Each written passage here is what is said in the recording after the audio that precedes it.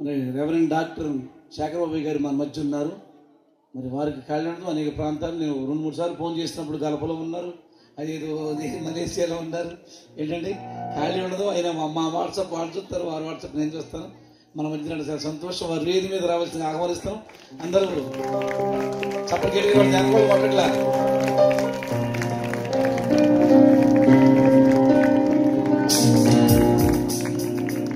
ఇక వారు మైకై చేస్తాం. ఇందులో అధ్యక్ష వాళ్ళు లేరు, ఇంకెవరు లేరు.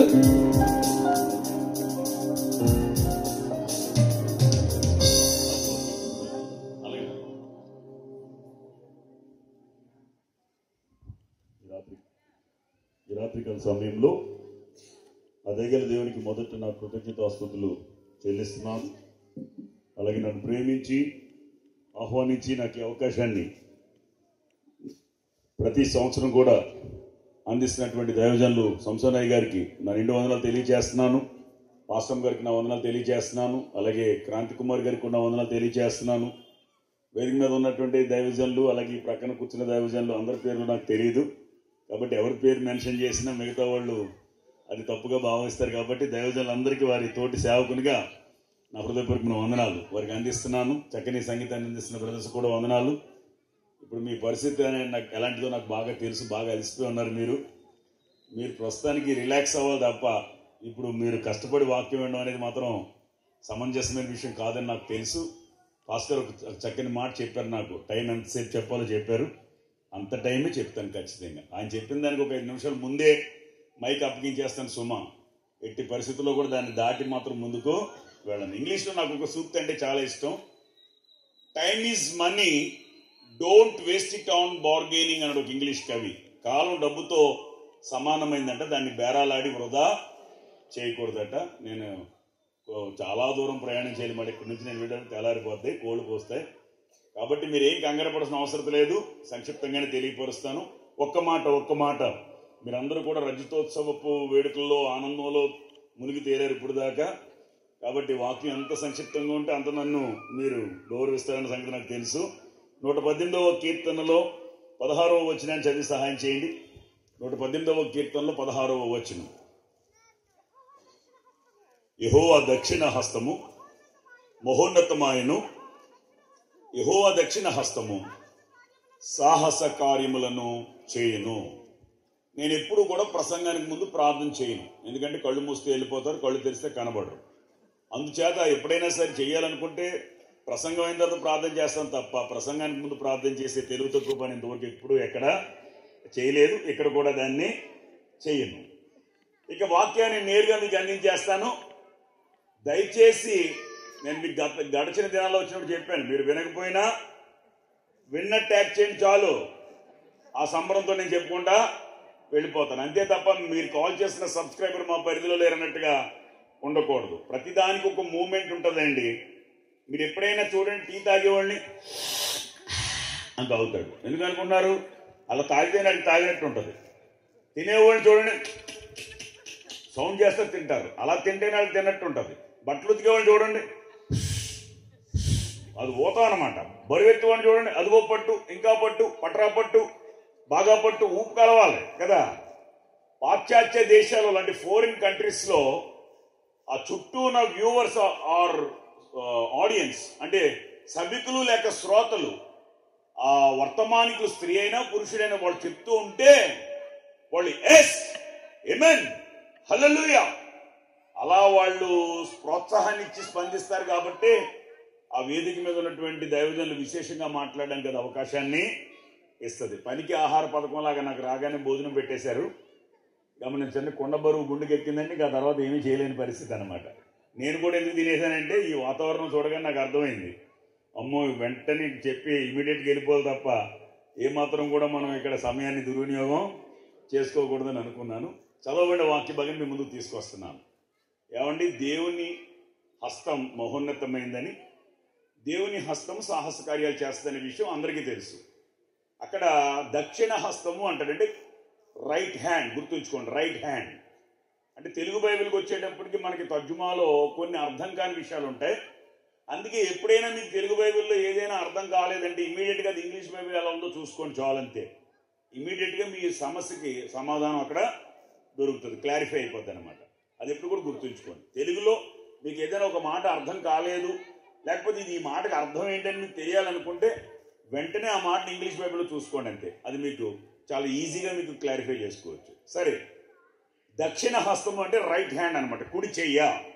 గమనించండి, దేవుని హస్తము మహోన్నతమైంది. అంటే ఆయనకి సాటి అయిన శక్తి ఏదీ లేదు. ఆయన సర్వోన్నతుడు, సర్వాధికారి, సర్వశక్తిమంతుడు. ఆయన దక్షిణ హస్తము మహోన్నతమైందే. ఆయన సాహసకార్యాలే చేస్తాడు. కానీ మరి అంత మహోన్నతమైన దక్షిణ హస్తం మీకు నాకు ఉండగా, అంటే ఆపన్న హస్తం మీకు నాకు ఉండగా, సాహస కార్యాలు చేయగలిగే సమర్థుడైన దేవుడు మీకు నాకు ఉండగా, మరి ఫలితం మనం ఎందుకు అనుభవించలేకపోతున్నాం? మరి అలాంటప్పుడు మనకి అన్ని విషయాలకి సమాధానం దొరకాలి కదా. అది అనారోగ్యమైన, ఆర్థికపరమైన ఇబ్బందులైన, కుటుంబ సమస్యలైన, మనశ్శాంతి లేని పరిస్థితి అయినా ఏదైనా కూడా వినాలి వినాలి వినాలి వినాలి వినాలి వినాలి. మీరు మంచి జోష్లో ఉన్నారు. ఒకసారి ఒక భార్య ఇంట్లో ఏదో నెత్తుక్కుంటుందంట. భర్త వచ్చి అడిగాడట, ఏం నెత్తుక్కుంటున్నావు అని. నాకు సంబంధించి ఏదో నెత్తుక్కుంటున్నాను లేండి అని అన్నాడ. అదే తప్పు. నాది నీది ఏంటి? ఏదైనా కూడా మన ఇద్దరిది అని అనాలి. అర్థమైందా? ఇంకెప్పుడైనా సరే నాది అనుకో, మన ఇద్దరిది అని చెప్పాలి అని అన్నాడు. అని సరే సరే ఎందుకు ఏం ఎత్తుక్కుంటున్నావు అన్నట. మన ఇద్దరు లాగానే ఎదుగుతున్నాను అందంట. కాబట్టి ప్రియులారా, దయచేసి మీరు వాక్యం మీద మనసు పెట్టండి. మీరు అవి ఇవి వెతకొద్దు. మీరు అలా ఉంటే నేను కూడా చెప్పడానికి నాకు మనసు రాదు కదా. దేవునికి స్తోత్రం కలుగును గాక. హల్లెలూయా హల్లెలూయా. జాగ్రత్తగా వినండి. దేవుడు మహోన్నతుడే. ఆయన దక్షిణ హస్తము మహోన్నతమైందే. ఆయనకు అసాధ్యమైంది ఏదీ లేదు. ఆయన ఏమైనా చేయగలడు. లేని వాటిని ఉన్నవాటిగా, ఉన్న వాటిని లేని వాటిగా. చూసారా, 25 years ఆయనకున్న ఆనందం, సంసోన్ గారికి ఉన్న ఆనందం. నిజంగా ఆయన స్వభావం నాకు చాలా ఇష్టం. ఎందుకో తెలుసా? ఓపెన్ హార్ట్ అన్నమాట. మనసులో ఏది ఉండదు. చక్కగా ఉన్నది ఖచ్చితంగా ముఖం మీద చక్కగా మాట్లాడేస్తాడు ఆయన. చిన్నపిల్లల లాంటి స్వభావం, స్టైలిష్ మెంటాలిటీ అన్నమాట. కల్మషం లేని వ్యక్తి. ఒక మాటలో చెప్పాలంటే కల్మషం లేని వ్యక్తి, నిగర్వి, గర్వం ఉండదు. అందరితో చక్కగా కలుపుగోలుగా ఉంటాడైనా. ఎప్పటి నుంచో మనకి ఆయనతో బంధం ఉన్నట్టుగా ఉంటుంది ఆయన వ్యవహార శైలి చూసినప్పుడు. నిజంగా అలాంటి దైవజనుడితో నాకు ఈ అనుబంధం దేవుడు ఇచ్చినందుకు నేను దేవునికి స్తోత్రాలు చెల్లిస్తున్నాను. అలా అనుబంధం ఉన్న సేవకులు ఇక్కడ కొంతమంది నాకు పరిచయస్తులు ఉన్నారు. కొంతమంది జస్ట్ ముఖ పరిచయం మాత్రమే తెలుసు. ఏదేమైనా ఈ 25th యానివర్సరీలో నేను కూడా పాలుపంపులు పొందడం నా ఆధిక్యతగా నేను భావిస్తున్నాను. ఏం పర్లేదు. లోకంలో ఎంతో టైం వేస్ట్ చేస్తున్నారు. షాపింగ్లో ఎంత టైం ఇస్తాం మనం? గమనించండి. ప్రయాణాలకు ఎంత టైం ఇస్తాం? అన్నిటికీ. ఫోన్కి అసలు ఎంత టైం ఇస్తారో చెప్పగలరా మీరు? ఉదయం లేచింది మొదలుకొని రాత్రి పడుకునే దాకా మీరు ఫోన్కి ఎంత టైం ఇస్తారో చెప్పగలరా? టీవీకి ఎంత టైం ఇస్తారో చెప్పగలరా? చెప్పలేము. కానీ దేవుని దగ్గరికి వచ్చేటప్పుడు మాత్రం అన్ని లిమిట్స్. కానుక లిమిట్, ప్రార్థన లిమిట్, అన్ని లిమిటే కదా. సరే విందాం. దేవుడు శక్తిమంతుడే. దేవుడు సర్వాధికారి. దేవునికి సమస్తము సాధ్యమే. ఆయనకు అసాధ్యమైంది ఏది లేదు. మరి అలాంటి విలువలు ఆయనకు ఉన్నాయని మనం చదువుకుంటున్నాం. Very good. మరి ఆ విలువలు మనం పొందాలి అంటే అందుకు తగిన సత్తా మనకు ఉండాలి. ఇది చాలా ప్రాముఖ్యమైనటువంటి విషయం. పాటలు అందరూ పాడతారు, ప్రసంగం అందరూ చేయొచ్చు, ప్రార్థన కూడా అందరూ అనర్గళంగా చేయొచ్చు, వాక్య పఠనాలు, సాక్ష్యాలు, ఇక కార్యక్రమాన్ని విశేషంగా నడిపించడంలో ఉన్న నైపుణ్యత కూడా ఉండొచ్చు. అది కేవలం పెర్ఫార్మెన్స్ మాత్రమే. కానీ అది ఏ విధమైన ఫలితాన్ని ఇవ్వదు. నా నైపుణ్యతను బట్టి, మీ నైపుణ్యతను బట్టి అందరూ సంతోషిస్తారు, అభినందిస్తారు, మీకు తృప్తిగా ఉంటుంది, ఎదుటి వాళ్ళు ఆనందిస్తారు, అందరితో అయిపోద్ది. కానీ ఫలితాన్ని పొందాలి అని అనుకుంటే అందుకు తగిన స్థితిగతులు మన బ్రతుకులో ఉండాలి. ఒక్కళ్ళు కూడా వాక్యం మీద మనసు పెట్టలేకపోతున్నారు. ఎవరిని చూసినా కూడా డైవర్ట్ అయ్యే ఉన్నారు. మీరు ఆర్డర్గా ఒక్కళ్ళు కూడా లేరండి. దేవునికి స్తోత్రం కలుగును గాక. హల్లెలూయా హల్లెలూయా. వినాలి. ఒకసారి ఒక భర్త ఇంటికి రావడం లేట్ అయిందండి. అర్ధరాత్రి భార్య ఫోన్ చేసినట్టు, ఏమయ్యా ఎక్కడ ఉన్నావని. ఇంతసేపు అయినా రాలేదు, 12 దాటింది, ఎక్కడ ఉన్నావు అని అడిగిందంట. ఏం చేయమంటావే, మన కారులో స్టీరింగు, క్లచ్, బ్రేకు, యాక్సిలేటర్ కనబడతలేదు, అందుకే నాకు ఏం చేయాలి అర్థం కావట్లేదండి. మందు కానీ తాగావా అని అడిగిందంట. ఆ గొడవ ఎందుకు, ఏదో కొంచెం పుచ్చుకున్నాలే, అప్పుడు ఆ గొడవ ఎందుకు అన్నాడంట. వెనక సీట్లోకి ముందు సీట్లోకి రా, అన్నీ కనబడతాయంట. కాబట్టి ప్రియులారా, దయచేసి మీరు కూడా వాటిలోంచి మీరు ఇందులోకి వచ్చేస్తే నేను ఏమైనా చెప్పడానికి అవకాశం ఉంటుంది. వినాలి. దేవుడు సాహస కార్యాలు చేస్తాడు. దేవుడు మహోన్నతుడు, ఆయనకు అసాధ్యమైనది ఏదీ లేదు. మరి అలాంటి గొప్ప దేవుడు మీరు నేను కలిగి ఉన్నాం. అలాంటి స్థితిగతులు కలిగి ఉన్న మన బ్రతుకుల్లో మరి ఆయన నుండి ఫలితాన్ని మనం పొందాలి అని అనుకుంటే అందుకు తగిన స్థితిగతులు మనకు ఉండాలి. అలా లేకుండా ఎట్టి పరిస్థితుల్లో ఫలితాన్ని పొందలేదు. ఈ వర్తమానానికి నేను పెట్టుకున్న పేరేంటో తెలుసా? సాహసం చెయ్యరా యేసులో. మీరు చెప్పండి. అమ్మో డింబక అంటారేమో అని భయపడి అందుకే అడిగాను మిమ్మల్ని.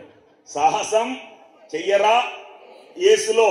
గమనించండి, ఈరోజు భక్తిలో తెగింపు లేదు కాబట్టి మనం ఆశీర్వదింపబడతలేదు. కానీ భక్తిలో తెగింపు ఉండి నిజంగా దేవుని కోసం సాహస కార్యాలు చేయాలనే ఆలోచన మీకు నాకు ఉంటే దేవుడు మీ జీవితంలో నా జీవితంలో చేసే కార్యాలు సామాన్యమైనవి కాదు. దానికి కొన్ని ఉదాహరణలు తొందరగా చెప్తాను. మీరేం తీయక్కర్లొద్దు, చదవక్కర్లొద్దు. మీరు తీయడం చదవడం మళ్ళీ నేను ఆ ప్రకారంగానండం ఇవన్నీ వద్దుగానండి. మనకి మామూలుగా వినేద్దాం. ఆదికాండం 22వ అధ్యాయంలో దేవుడు అబ్రహామును పరిశోధించను అని వ్రాయబడి ఉంటుంది. స్టార్టింగ్ వర్డ్స్ అవి. ఎక్కలేదు చదవక్కర్లేదు, వినండి చాలు. మీరు బాగా చదవగలరని నాకు తెలుసండి.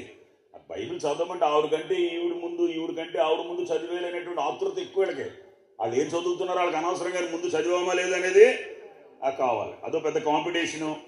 కాబట్టి మీరు బాగా చదవగలరు, ఓకే. ఇప్పుడు అది వద్దండి. మీకు తెలియని సంగతులు ఏమున్నాయి చెప్పండి. టీవీలో కథలు తెలుసు, చుట్టుపక్కల కథలు తెలుసు, ఏమండి బైబిల్లో కథలు తెలుసు, అన్ని కథలు మనకి అది తెలుసు. అంట్లు తోముతూ ఉంటుంది, పక్కింట్లో గొడవ అయితే కాళ్ళు ఎత్తి దడుచుకు అందులో పడిపోద్ది. ఇక అందులో ఏమాత్రం సందేహం అనేది ఉండదండి. కాబట్టి ప్రియులారా, ఈ కథలు మీకు తెలుసు కాబట్టి దానిలో కొన్ని విషయాలు మీకు వినూత్నంగా చూపిస్తాను, వినండి చాలు. అబ్రహాము శారాలకు దేవుడు బిడ్డను ఇవ్వడానికి ఎంత టైం పట్టిందో తెలుసు. ఆయనకు 100 ఏండ్లు, ఆమెకు 90 ఏండ్లు. అంటే భార్యాభర్తలిద్దరికి మధ్య ఎంత వయసు తేడా ఉంది? 10 సంవత్సరాలు. అంటే భార్యాభర్తలకు ఎంత తేడా ఉండొచ్చు అనమాట. ఉండొచ్చా లేదా? మా ఆయన నాకంటే 5 ఏళ్ళు పెద్దోడు, 6 ఏళ్ళు పెద్దోడు, 7 ఏళ్ళు పెద్దోడు అంటారు కదా. కానీ బైబిల్ మనం గమనించి చూస్తే అబ్రహాంకి శారాకి మధ్య వయసు తేడా ఉంటుందో తెలుసా? 10 సంవత్సరాలు డిఫరెన్స్నెస్ ఉంది. అంటే 10 సంవత్సరాలు పెద్ద విశేషం ఏమీ కాదన్నమాట. అసలు సెంచరీలు కొట్టుకునే వయసు మాదని ఆళ్ళు పాడుకోవాలి. ఎవరు పడితే వాళ్ళు పాడుకుంటున్నారు కానీ కదా. ఆయన సెంచరీ కొట్టేశాడు, ఆవిడ సెంచరీ కొట్టడానికి సిద్ధంగా ఉంది. సరే, అలాంటి సమయంలో దేవుడు వాళ్ళకి వాగ్దాన పుత్రుడిని ఇచ్చాడు, ఇస్సాకును. అది మీకు నాకు మనందరికి తెలిసినటువంటి విషయమే. ఇదంతా బాగానే ఉంది. దేవుడు అబ్రహామును పరిశోధిస్తూ నీకొక్కడై ఉన్న నీ కుమారుడైన ఇస్సాకును మోరియాలో నేను చూపించు పర్వతం మీద నాకు దహన బలిగా అర్పించమన్నాడు. ఇది ఇండైజెస్టబుల్ వర్డ్, అంటే జీర్ణించుకోలేని మాట, మింగుడు పడని మాట. ఎందుకంటే ఏ తల్లి ఏ తండ్రి తన బిడ్డను చంపుకోవడం అనేది అది సాధ్యమయ్యే విషయం కాదండి. అంతెందుకు కోడిని కోయమంటేనే మగోళ్ళు, నేను కోయినంటే నేను కోయినంటాడు. తినేటప్పుడు మాత్రం మెత్తల ముక్కలో కావాలంటాడు. మా సంఘంలో కావుడు ఆదివారం ప్రార్థన మానేసి ఇంటికి ప్లాస్టింగ్స్ చేయించుకుంటుందంట. తాపి మేస్తులు టీ పెట్టమన్నారంట. టీ పెట్టడానికి వెళ్ళిందంటే పొయ్యి దగ్గరికి. అక్కడ పాము ఉందంట. గబగబా పరిగెట్టుకుని మేస్తుల దగ్గరికి వచ్చి ఏమంటే పొయ్యి దగ్గర పాము ఉందండి వాళ్ళు అన్నారంటే మొగోడు పిలవండి అన్నారు. మరి ఆడెవడు? పాము వచ్చిందంటే ఆడ మగ కూడా తెలియనటువంటి దుస్థితి. కాబట్టి పిల్లలు మరి అలాంటిది కన్న కొడుకుని నరకడం అంటే అది చిన్న విషయం కాదు కదండి. నిజంగా అబ్రహాము ఎంత ప్రగాఢమైన విశ్వాసం అంటే అతనిది. దేవుడు అతన్ని టెస్ట్ చేస్తున్నాడంటే బిడ్డను ప్రేమిస్తాడా, నన్ను ప్రేమిస్తాడా? ఈరోజు మన బ్రతుకుల్లో మనం ఫలితాన్ని పొందలేకపోవడం కారణం తెగించాలి. భక్తి కోసం చూసండి, ప్రేమించుకున్న వాళ్ళు తెగిస్తారా తెగించరా? తెగిస్తారు. దేవునికి మనకి మధ్య ఉన్నటువంటి బంధమే ప్రేమ బంధం. ఆయన ప్రియుడు, సంఘం ప్రియురాలు. పరమగీతాలని ఎవడో చాలా మంది నేను చూసాను రొమాన్స్ లా చెప్తారు. కాదండి, అది క్రీస్తుకు సంఘానికి మధ్య ఉన్నటువంటి ప్రేమానుబంధం. అది దాన్ని చెప్పడం చేతకాక వినేటువంటి వాళ్ళకి అసహ్యత కలిగేలాగా చాలా మంది బోధిస్తున్నారు. అది చాలా విశేషమైనటువంటి బుక్ అది పరమగీత. సరే ఇవన్నీ కదిలితే నాకు ఇవ్వబడిన సమయం కాస్త అయిపోద్ది. ఇక అందులో ఏమాత్రం కూడా సందేహం అనేది చొక్కా పట్టుకు లాగడం కానీ చీటీ రాసి పంపడం కానీ చేస్తే ఎంత అవమానకరమైన విషయం అండి అది. ఇంతవరకు ఎక్కడా తెచ్చుకోలేదు. ఇక ముందు కూడా ఆ పని చేసుకోనండి బాబు, తెచ్చుకోను. ఎందుకంటే అంతకంటే ఇన్సల్టింగ్ మ్యాటర్ కూడా ఏది కూడా ఉండదు. సరే ఏది ఏమైనా ఇప్పుడు ఏమవుద్దంటే నేను సంక్షిప్తంగా చెప్పి వెళ్ళిపోతే ఏం చెప్పాడైనా పై 4 మాట్లాడాలి, పై చెప్పి వెళ్ళిపోయాడు అంటారు. కొన్ని బాగా చెప్దామని డెప్త్కి వెళ్తే పాస్టర్ గారు అని చూపిస్తారట ఆయన. ఇప్పుడు నాకున్న పరిస్థితి ఎలాంటిదంటే సర్కస్లో తాడు మీద నడిచేవాడి పరిస్థితి, నా పరిస్థితి కూడా ఒకే పరిస్థితి. అయినప్పటికీ కూడా దాన్ని ఛాలెంజింగ్గా తీసుకుంటున్నాను. సింపుల్గానే మాట్లాడతాను. మీరేం కంగారు పడాల్సిన అవసరం ఏమాత్రం కూడా లేదు. వినాలి వినాలి వినాలి వినాలి వినాలి. అబ్రహాముకు ఎలాంటి టెస్ట్ పెట్టాడు చూడండి. నీకు ఒక్కడైనా నీ కుమారుడైన ఇస్సాకును మోరియాలో నేను చూపించి పర్వతం మీద బలిమ్మని. అంత క్లియర్గా అంత స్పెసిఫిక్గా ఎందుకు చెప్పాడు అనుకున్నారు? నీ కుమారుడు అంటే ఇష్మాయిల్ తీసుకొస్తాడేనా? గమనించండి. అందుకే అలాంటి తెలివితేటలు ప్రదర్శించవలసిన అవసరం లేకుండా క్లియర్గా చెప్పాడనమాట. నీకు ఒక్కడై ఉన్న నీ కుమారుడైన ఇస్సాకును మోరియాలో నేను చూపించు పర్వతం మీద నాకు బలి ఇవ్వాలి అన్నాడు. అది ఎంత సాహసం అండి! అది కన్న కొడుకుని దేవునికి బలి ఇవ్వాలంటే ఎంత సాహసం అది. ఈ మందిరం కట్టడానికి మీరు ఎంతమంది సాహసాలు చేశారో ఇందాక నేను వింటున్నాను.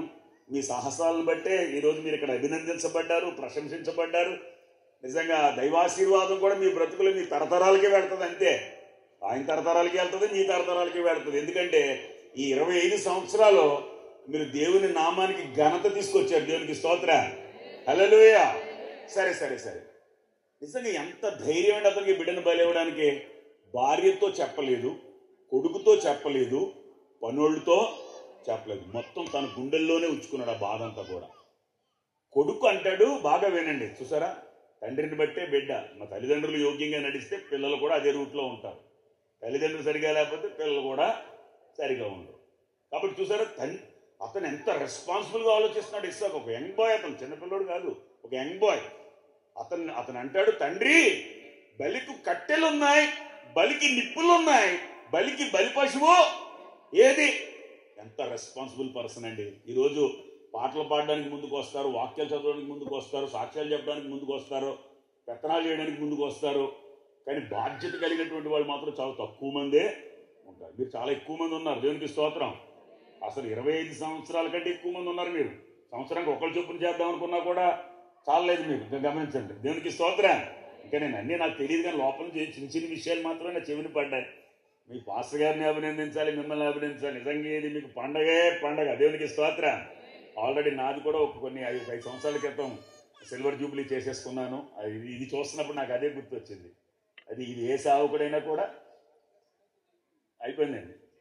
చర్చి ఒక 5 years బ్యాక్ వెళ్ళాను నేను. సేమ్ నాకు అదే గుర్తొచ్చింది. కాకపోతే నేను ఇన్ని సన్మానాలు చేయలేదు. ఇంత పెట్టుబడి మీ పాస్టర్ గారికి చాలా హెవీగా దాన్ని చేయడం చూసి నాకు చాలా ఆశ్చర్యంగా అనిపించింది. దాన్ని బట్టి ఆయన నేను అభినందిస్తాను. దేవునికి స్తోత్రం.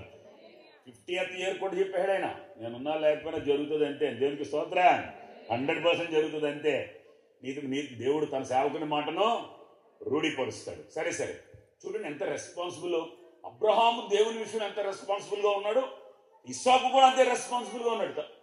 మనం దేవుని దగ్గరికి వెళ్తున్నామంటే దేవుని దగ్గరికి వెళ్తున్నప్పుడు కేవలం పెర్ఫార్మెన్స్ మాత్రమే కాదు, అక్కడ ఉన్నటువంటి అవసరతలు ఏమైతే ఉన్నాయో వాటి నిమిత్తం మనం బాధ్యత తీసుకోవాలి. ఈ నాలెడ్జ్ ఎవరికి ఉంటుందో వాళ్ళు ఖచ్చితంగా ఆశీర్వదింపబడతారు. 100%. నువ్వు పాట పాడితేనో, నేను ప్రసంగం చేస్తేనో, ఇంకొకరు ఎవరో మ్యూజిక్ ప్లే చేస్తేనో, లేకపోతే ఇంకేవేవో హావభావాలు వేషభాషలు మారిస్తేనో ఆశీర్వాదాలు రావు. గుర్తుంచుకోండి, అవన్నీ ప్రాథమికమైన విషయాలు. దేవుడి పనికి అసలు ప్రాముఖ్యమైన విషయం తెలుసా? యాక్టివిటీస్. మనం ఖచ్చితంగా దిగాలి, రంగంలోకి దిగాలి. కాబట్టి అబ్రహాము కత్తెత్తేస్తున్నాడు, నరికేస్తాడు, ఖచ్చితంగా అడుగుతాడు. ఎందుకో తెలుసా? తర్వాత దేవుణ్ణి అడుగుతాడు, ఇష్మాయేలు వల్ల నీ సంతానం అనపడుతున్నావు, ఇస్సాకు వల్ల నీ సంతానం అనపడుతున్నావు కదా, మరి ఇస్సాకును బలిచ్చేమన్నావు, బలిచ్చేసాను, మరి నువ్వు చెప్పిన మాట ఏంటి అని అడుగుతాడు. గమనించండి, భక్తి అంటే అలా ఉండాలి. మనం దేవుడు చెప్పింది చేసి, ప్రభువా నేను ఇది చేశాను, దానికి ఏంటి నాకు అని చెప్పి అడిగే పరిస్థితి ఉండాలా. గమనించండి, ఎజ్రా అడిగాడు అలాగా, నెహెమ్యా అడిగాడు అలాగా. మీరు గుర్తు, భక్తులు అనబడేవాడు దావీదు అలా చెప్పాడు. అంటే వాళ్ళు చేసి, మేము ఇది చేసాం, మమ్మల్ని జ్ఞాపకమునకు తెచ్చుకోమని చెప్పి అడిగారు వాళ్ళు. కాబట్టి అబ్రహాం అడుగుతాడు. అందుకే అబ్రహామా ఆ చిన్నవాణి మీద చేయవయ్యొద్దు, దీనిని నువ్వు చేసితివి గనక ఆకాశమందుల నక్షత్రముల వలె, సముద్ర తీరమందుల ఇసుకరేణువుల వలె నీ సంతానాన్ని విస్తరింపచేస్తాను. ఆశీర్వాదాలు ఎప్పుడు వచ్చినాయి అనుకుంటున్నారు? అతను పరీక్షకు నిలబడినప్పుడు. ఎంత సాహసోపేతమైందో తెలుసా? అతను తెగింపుతో ఆ చర్య చేశాడు. కాబట్టి ఇప్పుడు నిజంగా తన బిడ్డను అలా తీసుకెళ్లి కట్టేసినప్పుడు ఆ బిడ్డ బాధపడ్డా, భయపడ్డా, ఆ బిడ్డ ముఖ కవళికలు చూసినప్పుడు తండ్రికి దుఃఖం కలగదా? గమనించి అసలు ఆ సన్నివేశం చెప్పడానికి, చదవడానికి, వినడానికి, రాయడానికి ఈజీగా ఉండొచ్చేమో కానీ దాన్ని ఫేస్ చేస్తున్న వాళ్ళకి ఎలా ఉంటుంది అసలు ఆలోచించండి. ఇందాక నేను మీకు చెప్పాను కదా, ఇప్పుడు దాకా మీరు అలసిపోయారు, నేను గంటల తరబడి చెప్తే ఫేస్ చేస్తున్నట్టు మీకు ఎలా ఉంటుంది? బాధపడుతుంది. అసలే నడుము నొప్పులు, కేళ్ళ నొప్పులు, ఒళ్ళు నొప్పులు, మెన్నొప్పులు. ఫోన్ చూడడం వల్ల అందరికీ మెన్నొప్పులు. ఇప్పుడు మెన్నొప్పి లేనటువంటి వాళ్ళు ఎవరో కూడా లేరు. మెడ నొప్పి తగ్గిపోండి, మీరు ఏం చేయాలనుకుంటున్నారు? ఫోన్ చూడటం మానేదంతే, వెంటనే మెడ నొప్పి తగ్గిపోదు. కాబట్టి ప్రియులారా, గమనించవలసిన విషయం మీ ముందుకు నేను తీసుకొస్తున్నాను. అతను సాహసోపేతమైనటువంటి పనిని చేశాడు కాబట్టే దేవుడు అతన్ని నా స్నేహితుడని చెప్పాడు. రెండు, అతన్ని ఆకాశమందలి నక్షత్రముల వలె, సముద్ర తీరమందలి ఇసుక రేణువుల వలె అతన్నే ఆశీర్వదించినట్లుగా దేవుని వాక్యం తెలియపరుస్తూ ఉంది. కాబట్టి మనం తెగించాలండి భక్తిలో. యేసుక్రీస్తు ప్రభు దగ్గరికి రక్తస్రావం కలిగిన స్త్రీ వచ్చిన సంగతి మీకు, నాకు, మన అందరికీ తెలుసు. 12 ఏండ్ల నుండి ఆమె రక్తస్రావంతో బాధపడుతుంది. అనేక మంది వైద్యుల చేత తిప్పలు పడింది, ఎంతో ధనము వ్యయం చేసింది. ఈ సమాజానికి అదే అర్థం కావట్లేదు. అనవసరంగా తిప్పలు పడతారు, డబ్బు ఖర్చు పెట్టుకుంటారు, కానీ యేసుప్రభు దగ్గరికి రావాలనేటువంటి ఆలోచన మాత్రం వాళ్ళకు ఉండదు. వచ్చిన వాళ్ళకి మాత్రం ఉంటుందా?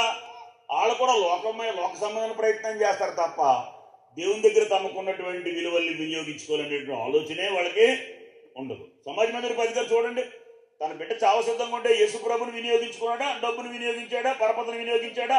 అంగబలాన్ని వినియోగించాడా? అధికారాన్ని వినియోగించాడా? యేసుప్రభుని వినియోగించుకున్నారు. ఈరోజు నమ్మినటువంటి వాళ్ళ పరిస్థితి ఎలా ఉంది అంటే లోక సంబంధమైన ప్రయత్నాలు చేస్తున్నారు. లోకంలో దేవుని దగ్గరికి రానటువంటి వ్యక్తి పరిస్థితులు ఎలా ఉన్నాయంటే డబ్బు ఖర్చు పెట్టి తిప్పలు పడుతున్నారు తప్ప, అరే దేవుని దగ్గరికి వస్తే పరిస్థితి తారుమారు అవుద్ది, దాన్ని ఆయన బాగు చేయగలిగిన సమర్థుడు అనేటువంటి విషయం వాళ్ళకి అర్థం కావట్లేదు. కాబట్టి ప్రియులారా, గమనించవలసినటువంటి విషయం, రానటువంటి వ్యక్తి తెగించి యేసుప్రభు దగ్గరికి రావాలా. వచ్చినటువంటి వ్యక్తి దేవుని కోసం తెగించి నీ వంతు పనిని నువ్వు చేస్తే దేవుడు అద్భుతాలు నీ జీవితంలో చేస్తాడు, దేవుడు అద్భుతాలు నా జీవితంలో చేస్తాడు. రక్తస్రావం కలిగిన స్త్రీ అనేక మంది వైద్యుల చేత తిప్పలు పడింది, ఎంతో ధనము వ్యయం చేసింది, తన ప్రాబ్లం సాల్వ్ అవ్వలేదు. అప్పుడు చివరికి ఆవిడ చేసిన పని ఏంటి అంటే యేసు ప్రభు దగ్గరికి వచ్చి ఆయన వస్త్రపు చెంగు ముట్టాలని నిర్ణయించుకుంది. ఇది అందరూ అమ్మ వినండి వినండి వినండి వినండి వినండి వినండి. హల్లెలూయా హల్లెలూయా. ఒక భార్య భర్తతో అందట, ఏమండి నేను చనిపోతే ఏడుస్తారా అని. ఇప్పుడు మాత్రం ఏం చేస్తున్నాను అన్నాడంట. నా పరిస్థితి కూడా అలాగే ఉంది. దేవునికి స్తోత్రం. వినవాలి వినాలి వినాలి వినాలి, గమనించండి. అందరూ ఆ రక్తస్రావం కలిగిన స్త్రీని గురించిన విషయం చాలా ఈజీగా చెప్పేస్తారు, కానీ ఆమె పాళెము వెలుపలే ఉండాలి తప్ప పాళెము లోపలికి ఆవిడ రాకూడదు. ఎందుకంటే స్రావము కలిగిన స్త్రీ, స్రావము కలిగిన వాడు గాని, పల్లము కలిగిన వాడు గాని, పక్కు కలిగిన వాడు గాని, పొడగలిగిన వాడు గాని, కుష్టము కలిగిన వాడు గాని, వీళ్ళందరూ ఎక్కడ ఉండాలి? పాళెము వెలుపలే ఉండాలి తప్ప పాళెము లోపలికి రాకూడదు. వస్తే ఏం చేస్తారనుకున్నారండి? రాళ్లతో కొట్టి చంపేస్తారు. ఎందుకంటే వాళ్ళు అపవిత్రులు. వినాలి వినాలి వినాలి వినాలి, వాళ్ళు అపవిత్రులు. మీరు ఎప్పుడు నేను వచ్చినా చాలా బాగా మీరు వాక్యం వినే పరిస్థితిని చూశాను. ఈవేళ మాత్రం కొంచెం కష్టంగానే చెప్పాల్సి వస్తుంది మీకు. దేవునికి స్తోత్రం. హల్లెలూయా హల్లెలూయా హల్లెలూయా. ఒకసారి ఒక ఆవిడ ట్రైన్లో ప్రయాణం చేస్తున్నాను. ఇంట్లో ఎన్నో గొడవలతో చిరాగ్గా చదువుకోలేని ఆవిడ, ఒక కూలి పని చేసుకునే ఆవిడ. ఈలోపు ఒక ఇంగ్లీష్ ఆవిడ అదే కంపార్ట్మెంట్లోకి ఎక్కి, hi my name is Stella, what is your name అని అడిగింది. నా పేరు స్టెల్లా, నీ పేరు ఏంటి అని అడిగింది. ఇది అవుద్దే పనికి మాలమంట ఆనంద. అప్పుడు ఓ నైస్ నేమ్ అని చెప్పి కూర్చున్నాను. వెళ్ళిపోయేటప్పుడు హాయ్ పనికి మాలమండ బాయ్ అని చెప్పి దిగిపోయిందంట. దేవునికి స్తోత్రం. ఇలా జోకులు చెప్పాలి, ఇంకా వాక్యం చెప్పడానికి అవకాశం లేదు. ఇక దేవునికి స్తోత్రం కలుగునుగాక. అలాగైతే మీకు కథలకి వస్తుంది. మళ్ళీ వాక్యంలోకి వెళ్ళాలనుకోండి, మళ్ళీ మొదలెట్టేస్తారు. ఇక సందేహమే లేనటువంటి పరిస్థితి. వినండి అమ్మా వినండి అమ్మా వినండి. మీకు చాలా సింపుల్గా విన్నది. రక్తస్రావం కలిగిన స్త్రీ యేసుప్రభుడు వచ్చింది, వస్త్రపు చెంగు ముట్టింది, ప్రభావం ఆయన నుంచి వెడలిపోయింది, ఆమె రక్తదార కట్టింది అని అనుకుంటున్నారు మీరు. ఆవిడ పాళెం లోపలికి వెళ్ళి సమాజంలోకి రాకూడదు. ఆవిడ అపవిత్రురాలు. ఆమె పాళెము వెలుపలే ఉండాలి. ఇప్పుడు ఆవిడ ధైర్యం చేసి తెగించి వచ్చేసింది. అందుకే మాట్లాడడానికి కానీ చెప్పుకోవడానికి ఇంకా ఆవిడకి ఏం అవకాశాలు లేక ఆయన వస్త్రపు చెంగు ముట్టింది. వెంటనే యేసుప్రభు వారు అంటారు, ఆయన తెలీదా ఆ ముట్టిన ఆవిడ ఎవరు ఆయన తెలీదా? తెలిసానికి. కానీ ఎందుకు చెప్పాడు తెలిసాయని ఆ విషయం? లేకపోతే ఆవిడ స్వస్థపడినా కానీ వాళ్ళు రాళ్ళతో కొట్టి చంపేస్తారు.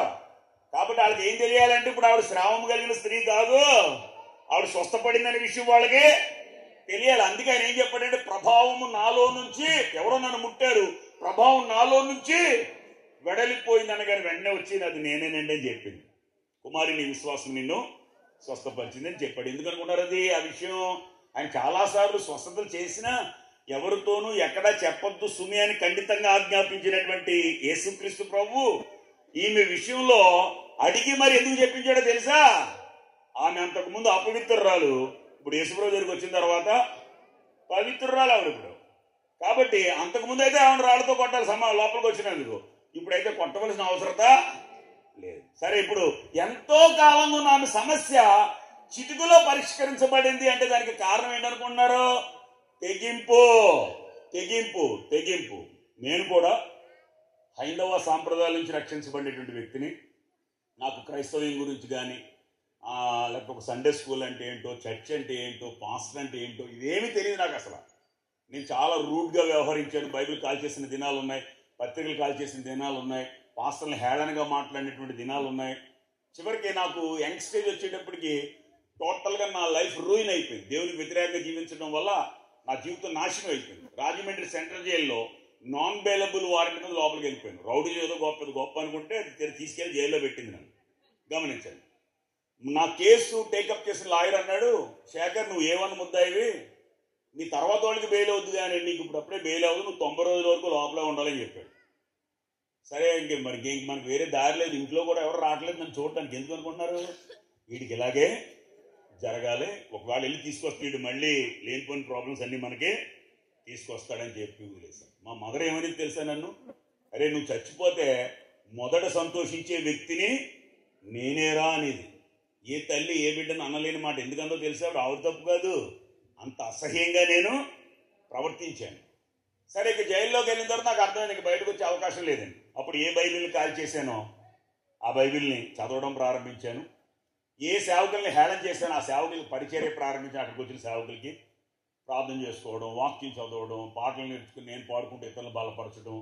చివరికి 3 రోజులు నీళ్లు కూడా తాకుండా ఉపవాసం చేశాను. 27th డే నాకు బెయిల్ వచ్చేసింది. అసలు యాక్చువల్ 90 రోజుల వరకు నాకు బెయిల్ రాకూడదు, నేను A1 ముద్దాయిని. కానీ 27th డే నాకు బెయిల్ వచ్చేసింది. మా లాయర్ అన్నాడు, శేఖర్ చాలా ఆశ్చర్యంగా ఉంది, నీకు 90 రోజుల వరకు బెయిల్ రాదు, హైకోర్టు చేసినా కూడా, హైకోర్టులో అప్పీల్ చేసినా కూడా నీకు 90 రోజుల వరకు రాదు. కానీ నేను క్యాజువల్గా అందరితో పాటు నీకు కూడా బెయిల్ పిటిషన్ వేసాను, నీకు వచ్చేసింది అని. అంతా దేవుడి దయండి అన్నాను. అబ్బో, జైల్లోకి వెళ్ళగానే వేదాంతం వచ్చింది అన్నాడు. నేను ఆయనకి ఏం చెప్దామని ఆయన వినడు, ఎందుకంటే నేను కూడా ఒకప్పుడు అలాగ ఉన్నానన్న సంగతి నాకు తెలుసు కాబట్టి ఇంకా ఆయనకి ఏం చెప్పలేదు. ఈ మధ్య ఆయన యేసుప్రభుని నమ్ముకుని ఆయన లాయర్ వృత్తి చేస్తున్నాడు, చేస్తూ అన్ని చోట్లకి వచ్చి పాటలు పాడుతూ సాక్ష్యం చెప్తూ దేవుని కనపరుస్తున్నాడు. ఒక మీటింగ్లో ఇద్దరం కలిసాం. నేను వాక్యం చెప్పడానికి వెళ్ళాను, ఆయన సాక్ష్యం చెప్పడానికి వచ్చాడు. నేను అన్నాను, మరి నాకేదో వేదాంతం అబ్బింది అన్నారు కదా, మరి మీకేం అబ్బింది అని అన్నాను. యెహోవా ఉత్తముడని రుచి చూచి తెలుసుకోవాలి శేఖరు అన్నాడు. అయితే మనకలా కోటింగ్ పడింది అనమాట. ఈయనకి కూడా కోటింగ్ పడితేనే కానీ మనం దేవుడి దగ్గరికి రాం కదండి. మన టైప్ అంతా ఎలాగంటే దెబ్బలో నిజంగా శిక్షింపబడి దేవుని దగ్గరికి రావడం కంటే అసలు ఆ పరిస్థితి రాకముందే దేవునికి లోబడితే మనం పొందే ఆశీర్వాదం సామాన్యమైంది. అందుకే చెప్పండి, నేను పిలవగా మీరు వినకపోతే, నేను చేయించాపగా మీరు లక్ష్య పెట్టకపోతే, నేను చెప్పిన బోధ ఏమీ మీరు వెనక త్రోసివేసిద్ది, కావున అపాయం మీకు కలుగునప్పుడు భయం తుఫాను వలె సుడిగాలి వలె మీ మీదకు వచ్చినప్పుడు నేను నవ్వేదను అపహాస్యం చేసేదను, అప్పుడు మీరు నన్ను శ్రద్ధగా వెలిగెదరు కానీ నేను మీకు కనపడుకుంటున్నప్పుడు నాకు మీరు మొరపెట్టదురు కానీ నేను మీకు ప్రత్యుత్తరము ఇయ్యకుందును, ఇదే యెహోవా వాక్కు. కాబట్టి ప్రియులారా, గుర్తుంచుకోవాల్సిన విషయాన్ని ముందుకు తీసుకొస్తున్నాను. ఈరోజు ఇన్ని సంవత్సరాలుగా దేవుల్లో నడుస్తున్న మన బ్రతుకులో ఉన్నతమైనటువంటి విలువలు దేవుడి నుంచి మనం ఎందుకు పొందలేకపోతున్నామంటే దానికి గల కారణం లోక సంబంధంగా అన్ని తెగిస్తున్నామండి. అప్పు చేసి ఇల్లు కట్టేయగలుగుతున్నాం, అప్పు చేసి బండి కొంటున్నాం, అప్పు చేసి బంగారం కొంటున్నాం, అప్పు చేసి పెళ్లి చేస్తున్నాం. ఒక ఆవిడ నాతో రూపాయి లేకుండా దిగానండి, 50 లక్షలు ఇల్లు కట్టాను, ఎలా కట్టానో దేవునికి తెలుసండి అంది. అంటే ఇల్లు కట్టేటప్పుడు రూపాయి లేకుండా దిగడం తెలిసిన ఆవిడికి దేవునికి ఒక 100 రూపాయలు కానుకోవడం అంటే ఇల్లు కట్టడానికి తెగించింది, కానీ 100 రూపాయలు కానుకోవడానికి మాత్రం తెగించలేదు. అంటే మనం లోక సంబంధమైన విషయాల్లో తెగింపు ఉంది మనకి. ఈరోజు అందరినీ వదిలి విదేశం వెళ్ళిపోతుంది. చదువు లేకపోయినా, జ్ఞానం లేకపోయినా, భర్తనే పిల్లల్ని వదిలిపెట్టేసి అది ఖత్తరో దోహో అబిదాబో అది వాటర్ ఇట్ మేబీ వెళ్ళిపోతుందా ఎందుకు వెళ్తుంది? అలా తెగిస్తేనే ఫలితం వస్తుందని. ఈ మధ్య నేను ఒక అడ్వర్టైజ్మెంట్ చూశాను. అదేంటో తెలుసా? రిస్క్ చేయకపోతే మిగిలేది రస్కేనంట. మీరు విన్నారా ఇది మాట ఎవరైనా? రిస్క్ చేయకపోతే మిగిలేది రస్కేనంట. మరి భక్తి కూడా రిస్క్ చేయాలా? మొన్న రిజరక్షన్ డే రోజున నేను పునరుద్ధాన పండుగ అంటాను. నేను ఏష్టనే మాట వాడను నేను, ఎందుకంటే దాని హిస్టరీ తెలిస్తే మీరు కూడా వాడరు. దేవునికి స్తోత్రం, హల్లెలూయా. పునరుద్ధాన పండుగ ఇంకా వస్తుందనగా నేను మా విశ్వాసుల్లో కొంతమంది, ఎక్కువ శాతం అందరూ బాప్తిసం పొందిన వాళ్ళు 90%, ఇంకా మా ఉంటే 10% ఉంటారనమాట. అరే బాప్తిసం పొందినటువంటి వాళ్ళు సిద్ధపడండి, మన పునరుద్ధాన పండుగ రోజు ఇచ్చేస్తానని చెప్తే 3 మాత్రమే తీసుకున్నారు. ఇంకా చాలా మంది ఉన్నారు, వాళ్ళు ఎవరు తీసుకోలేదు. ఎందుకు అనుకున్నారు? తెగింపు లేదు వాళ్ళకి. తెగింపు లేదు కాబట్టి వాళ్ళకి ఆశీర్వాదాలు కూడా ఉండవు. దేవుణ్ణి జీవితంలో కలగజేసుకుని సాహస కార్యాలు చేయాలి అంటే ఆయన దక్షిణ హస్తము మహోన్నతమైందని నువ్వు రుచి చూడాలి అని అనుకుంటే నువ్వు రిస్క్ తీసుకోవాలా. నువ్వు సాహసం చేయాలి దేవుని విషయంలో. నువ్వు తెగిస్తేనే ఆశీర్వాదం నీ బ్రతుకులోనికి వస్తుందండి. తెగించుకున్న ఆశీర్వాదాలు ఈరోజు బ్రతుకు తెరువు కోసం మీరు ఆలోచించి చూడండి. చెట్టు ఎక్కుతున్నాడు, నిజంగా ఎంత ప్రమాదకరమైంది. డ్రైవింగ్ వృత్తి చూడండి ఎంత ప్రమాదకరమైంది. నీటి అడుగు భాగానికి వెళ్తున్నాడు, ఎంత ప్రమాదకరమైంది.